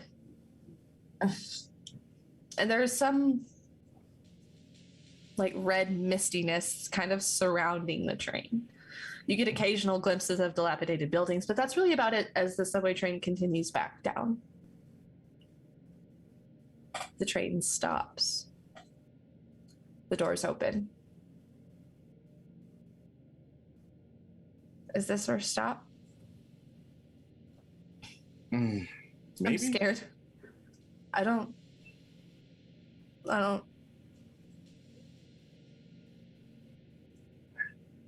End of the line. Yeah, Get off. I know a lot's happening. A lot's happened. And I'm one of the least favorite faces you'll encounter. I don't want people to hurt. You included. I was just tired. But sometimes you just have to play the game until you find a way out. And Tyson gets up and walks out. Mimi will then follow Fox and Thomason.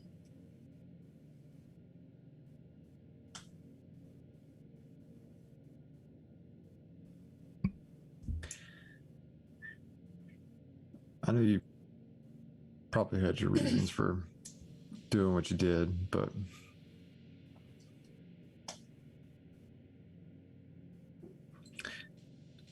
you're going to be a character in my next story. And then I'll get up and walk out. And I kind of smile to myself and just get up and walk out as well. So you exit onto this platform. The subway door closes to the train, and as it pulls off, the world around you melts, and you're in a long hallway. There's a door at the far end of the hallway. Are we all there? All four of us? Mm-hmm. Yep. All four of you are standing in this hallway. Like I meant, like, kind of like feel the wall. It's just gray plaster wall. White trim, black tile. I'm just gonna knock on it real quick and just be like, if there's greater powers going on, can you at least clean me up for this next part? No? Okay. Starts walking. And he follows. I'm going to test something. I'm going to pull out my little notebook where I keep all my notes and just write a small little passage about the four of us. And at the end of it, I'm going to say, and then at the blah, blah, blah, hallway formed, and they approached and walked through the threshold of the door and walked out into a forest. And I just want to test that to see what happens as I walk towards the door. So you walk to this door. Tyson, you reach it first. Is it locked? Nope. Open. Opens the door. You're at the start of the hallway, except now there is wallpaper with trees running down the entirety of the hallway. Fuck. But another door rests at its end. Okay, like, this might be slightly worse than getting my Achilles cut. Looks over at Thompson. And we'll kind of start walking. So, like, do you mind, like, just filling in a few blanks, Thomas and Alice? Why me? Or was that just... He said so. And you sold your soul? Yeah, like a while ago. That had nothing to do with you guys. Are we going to open this one too? Yeah, we'll get to it. The door's not going to go anywhere, or it does, and I'm stuck in this hallway forever. Oh, no. Is that something that fucking happens to you people? Did you not... The tendon and the throat slitting and the... Yeah, nope. You know what? Fuck it. You're right. I don't care. Let's just go. Maybe it'll end at some point. You're understanding. I'm trying to get an idea of what's going on. I'm tired, and this has been a long day. So you continue to make your way up to the door. Mm-hmm. And like, Unlock. It's walking and talking. And Yeah. Turn Sorkin. Opens the door. Not locked. This is a similar gray hallway as before, black tile. The door at the end of the hallway looks different.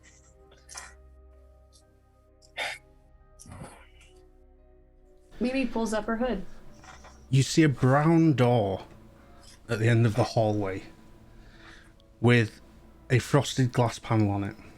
Across the panel, it says Evaluation Suite. As you approach, you see the handle turn, and a very familiar gentleman steps out. Male, slim, pale. It's your good friend Sam. And he's like, hello. Please. You're right on time. Please, come in. Do we go? We go in? Are you sure? Because I'd rather not. No, it's the game, right, Sam? And Tyson just walks. Not upbeat, because still tired, but like Yeah. less begrudgingly and just treading through. Maybe we'll follow in, trusting Tyson. We'll stop and turn. Thomas and Fox, resisting this part only makes things more complicated. And honestly, it's easier to just get this part over with. Oh, I wasn't resisting, just contemplating. Mm-hmm. I'll walk in. I will go. As you walk past Sam entering this room, you see what looks like a cozy little office. You see a plain desk, one side a nice reclining office chair, on the other side 4 very simple chairs laid out, filing cabinets on the walls. And Sam goes, please, have a seat, have a seat. I'm guessing you're going to have some questions, so please, take a seat. Tyson goes to sit down. You know, actually, I think I got some answers Hmm. in an odd way. We'll see. I've got your files here anyway, so we can go through things. Just in case, Tyson will reach into his one of his like jacket pocket to pull out the magazine he was reading earlier, if it's still there. Nothing in your pocket. I'd had something to read while I wait. Mm-hmm. It's Do you all sit down? Sit, yeah. Okay. I'll stand. There's always one. The rest of you sit down.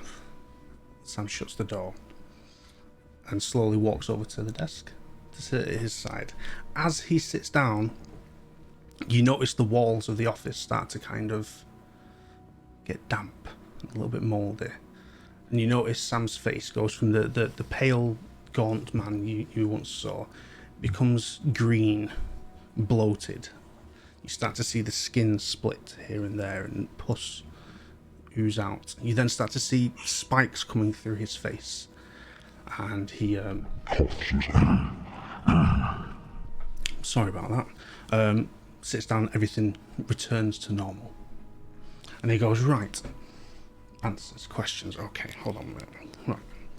So, let's have a look. Yeah. Everything looked pretty good. I'm quite impressed with how you all fared. What we was looking for, what we was after. Yeah, trials went well. Trials went well. Trials. Or yeah. It makes the worst sense possible now. I'm sure it does. Well, you see here, this facility, we thrive on suffering, on torment. And you people, you humans, you lovely people. You just have the best kind, and you see, we just have to, make sure we use the right ones. So we see what happens. So, like, dying over and over and splitting into, like, people. What about it? Just for fun? No, there's a little bit of fun involved, but it's not the primary reason we do it. As I say, we thrive on this. We feed on this. It's, cause and effect kind of plays a role. But anyway, I'm sure you have some questions. So please. Okay. Who's my dad? I mean, did your mother never tell you? No, because it seems very confusing with the whole ritual stuff. Or is that all part of some kind of alternate evaluation, right? That was just a trick. Like my dad's some normal dude who just wasn't there. Everything that's happened. The rituals, the repeated days, the stories. I thought that was just bullshit. That's just crap we pull from your subconscious. That's just, there is no meaning to it other than just to make you suffer through it. There's no point to that. There's no end. There's no rhyme. There's no reason. It hurts you. It makes us feel good. It helps us. Uh-huh. Is this just like some trial testing on like some effective torturing and we just happen to be subjects? In a sense, yes. I mean, we create the best misery. Hey, best misery is the cream of the crop. It's what we want. We want high grade pain, suffering. So we have to test your endurance, your willpower, your grit. Yeah. Mm-hmm. And we like what we see. Who is Okay. we? I'm not the only person here. So, you like what you see. Mm-hmm. It sounds like a job interview. No. It's not necessary. It's not a job. And this is definitely not an interview. I'm just evaluating what we've seen so far. But anyway, it's been a long day. I've got, time are we on? Ooh, I've got a few more people to see. So, we'll put a pin in it. You Can guys I use one of my features? You can certainly try. I want to jump across his fucking desk and try to strangle him using my backstab feature. Go for it. I was like, that's a feature? You can just jump on the table, like. So I just get a bonus for someone who's not expecting it. It's like, yeah, a feature that says jump across the table. I want it.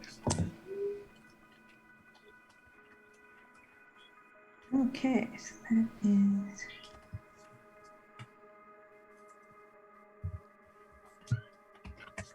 So that would be 15. Okay. So that means I can aim for the sensitive parts, deal +1 harm, knock you out.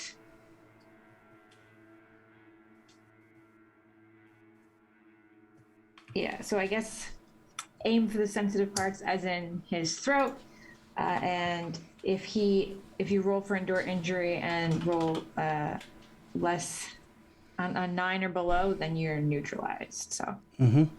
So, from your standing position at the back, you dive over the desk and grab Sam by the throat. And he kind of leans back in his chair as you lunge upon him. And then leans forward with you digging your nails into his throat. So as I was saying, we're going to pop a pin in it. And he stands up and goes from like the 5'10" he was at the door to about 7 foot tall. And Thompson, you're just kind of dangling from his neck now, gripping it. So we're going to pop a pin in it. I've got some other appointments. You guys, you go home. You have a rest. You've earned it. Let's say you've earned it. Go home, have a rest, and I will speak to you tomorrow. How does that sound? And he kind of grabs you, Thompson, by the hands and just pulls you off, plops you back on to the ground. Just confirm. Like, I'm livid. Yeah. Tomorrow? Or like tomorrow? 'Cause I mean, it's 2:30 now, so I'll see you sometime tomorrow. Does that sound good? We had a deal. Deals are made to be broken, my dear. yeah, everything out there was bullshit. I heard that part too. Yeah, you got my tendon for no reason, so. I didn't do anything. Not you. Her. She got my tendon for no reason. Anyway, Well, I don't mean to hurry you along, but get the fuck out of my office. just out of curiosity, am I going home to Maybe my is like the apartment? first one to the door and is like, God, like she is just like, okay. After watching 7 foot of like, she is to the door.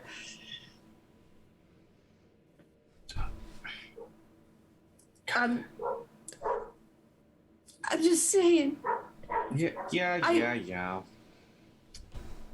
You might be used to this shit. I'm fucking not. Okay? I'm gonna go now. And opens the door. What she does, I do have one like key question. Is she real? Pays it to me. No. His, like I have 4 files on my desk. so One for she's each not of you. actually just a book character. She's actually a person. Yeah. Whoops. Now leave. My bad. Ugh. My bad, Mimi. Start walking out. So do I, or do I not, have another version of myself running around in the hidden city somewhere? Onyx. Yeah. I'm going to deal with them later. They are a pest within our Fuck me, that's a yes. organization. Don't worry about that. Okay. Don't worry about that. That'll be taken care of. You know. Yeah. Don't It's worry. fine. Don't worry It's about fine. it. No, Sure. No, Fine. you'll be fine. You'll be fine. I'm just gonna walk to the door and mumble like it's fine. It's because it's fine. Mimi has a similar thing going on of like, it's fine, everything's okay. Like, we're. No. I'm just gonna like stare daggers at him as I like walk out into the hallway and just like collapse and like anime level just like turning completely red, and I'm like so angry and like shaking and like there are tears forming, but I'm just like really quiet but really fucking angry. Okay. As you do that, the door slams shut behind you, and you are all now in a different corridor. You see, this is a wide corridor with a set of double doors at the end, with a broken exit sign above it that's like all cracked and chipped, and the lights flickering. I don't like that. It can't be any worse. I mean, it could, but it can't. You know what I mean? Couldn't it? Fine. Is it? It's fine. It's all fine. Y'all aren't gonna leave me, right? Like, I don't want to be alone. That's this. There's a very strong chance we go through that door and we're all going to end up in different places, but that's not the point. But I don't want to. I don't know, like less than 2 hours ago, you did point a gun at me. Yeah, because I thought you were the reason this was going on. It's a little different, and now what I thought was happening, like, isn't at all. Well, you know where we're at, so. Yeah, and you know, that apartment is where I live. At least I hope that's where I'm going. And besides, Fox will still write stories. Thomas Ann will still be a terrible problem across humanity, willing to cut a man's tendons to save her own soul for selling it. But you know. I mean, Again, no hard feelings. oh, okay. Well, in that case, after you. Walks to the door. I hate cats. I hate hallways. I hate businesses. I hate sound. Furniture. And then cautiously opens this door. You open the door opens outwards. Oh, that's worse. But as you open it, you feel like the slight rush of wind, of a slight breeze as you open the door, of outside.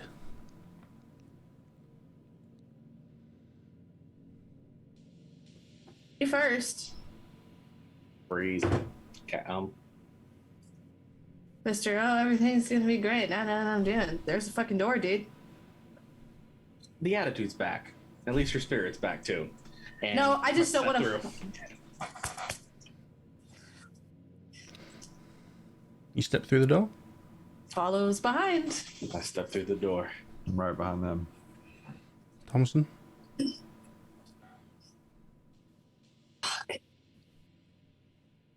I get up and kind of like center myself And just, I guess I walk out too. You all finally exit the building, stepping outside onto what appears to be a city street. You're at the top of a set of stairs leading from a very large, what appears to be skyscraper behind you that you've just exited. You take a couple of steps down the steps and they give way. And you all tumble forward down what appears to be a small hill. You get up, dust yourselves off, like, what the fuck, there were steps a second ago. You turn around and look at the skyscraper, seeing how it's like 80 to 100 floors up, birds flying around the top. Hold on a minute, no. It looks like it's crumbling from the top. And like pieces are falling off. And you kind of blink and kind of focus and refocus. And you watch as the building just crumbles in front of you. And in its place you see this huge tree. This huge, rotten, decaying tree. Oh, not a good tree. And those birds flying around the top don't look like birds. They look like some sort of winged creatures flying around. You take a second to kind of just check your peripherals and look around. And those city streets, all the buildings are ruined. It's just littered with ruined buildings. You see corpses hanging from streetlights. You see creatures of grotesque proportions stalking the broken roads and creeping into alleyways mere feet away from you.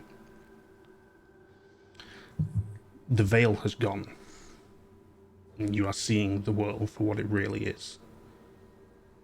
You hear the sound of wings, and one of these creatures flying high above swoops down and lands in front of you. You see these big black wings furled over, and they kind of unfurl and spread. And you see a humanoid creature stood there. Tall, slim, long arms, long fingers, long proportions, with these long teeth gritting in front of you. Black hair, body's emaciated and thin, everything just wrong. And it stares at the four of you. And you look back into its eyes, deep into its eyes.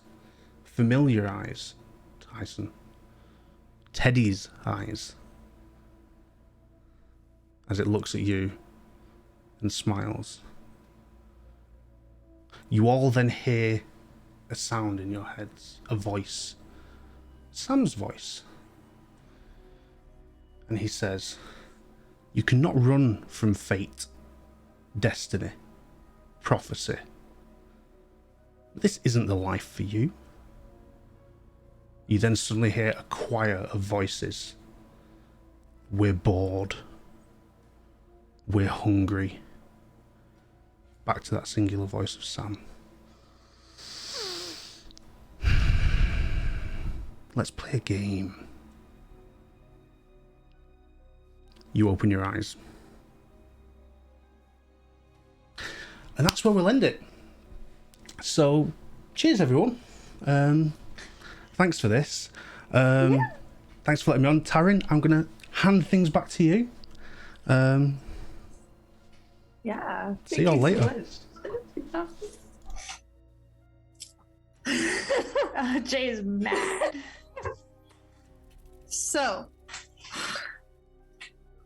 that is the conclusion of the chapter. Where these lost souls end up, we will eventually chime in and find out if they do so choose to reprise these roles, because we will be back down the road. We've got some other projects going for the meantime. But fear not, the veil is maybe lifted, but it's not gone forever. There are still those trapped behind its walls, and some a little too aware of its absence. So, first and foremost, I want to thank my amazing players, even the one that's mad at me. I have thoroughly enjoyed this chapter so much with you guys. So we'll do a quick round robin. Please Introduce yourself, your projects, and things you have going on, and things you want to shout out. And if you want to say how your poor character is feeling at this moment, please feel free to do so. Ronan? Ronan. My character swallowed a cat.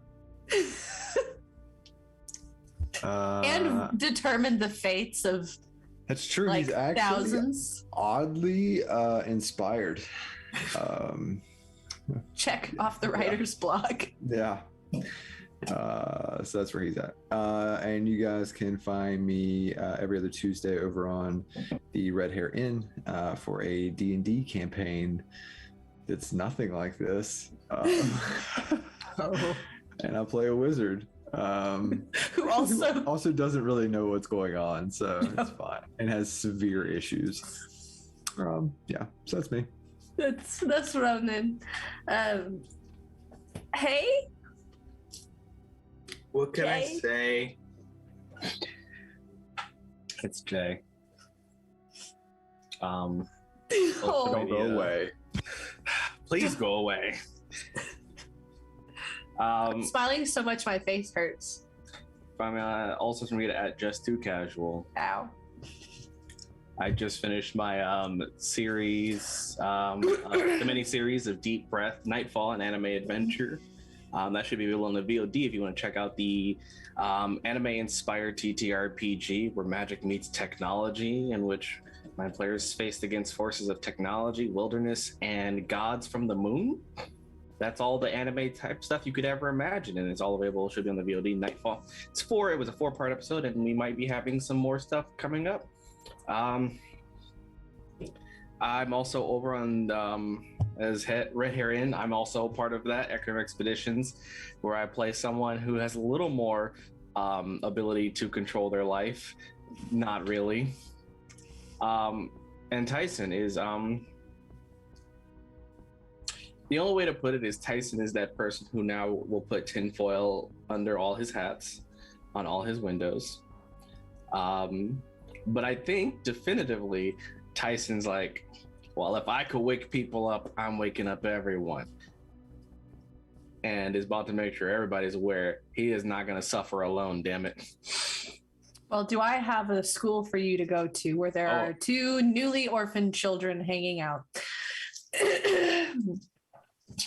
Rachel. Hi, I'm Rachel Beauregard, actress, nerd, gamer, troublemaker. You can find my design work on Instagram at Bad Duck Design. You can find my personal stuff and announcements about any my acting work that's available to watch at Manic Pixie Tank Girl. Thomason is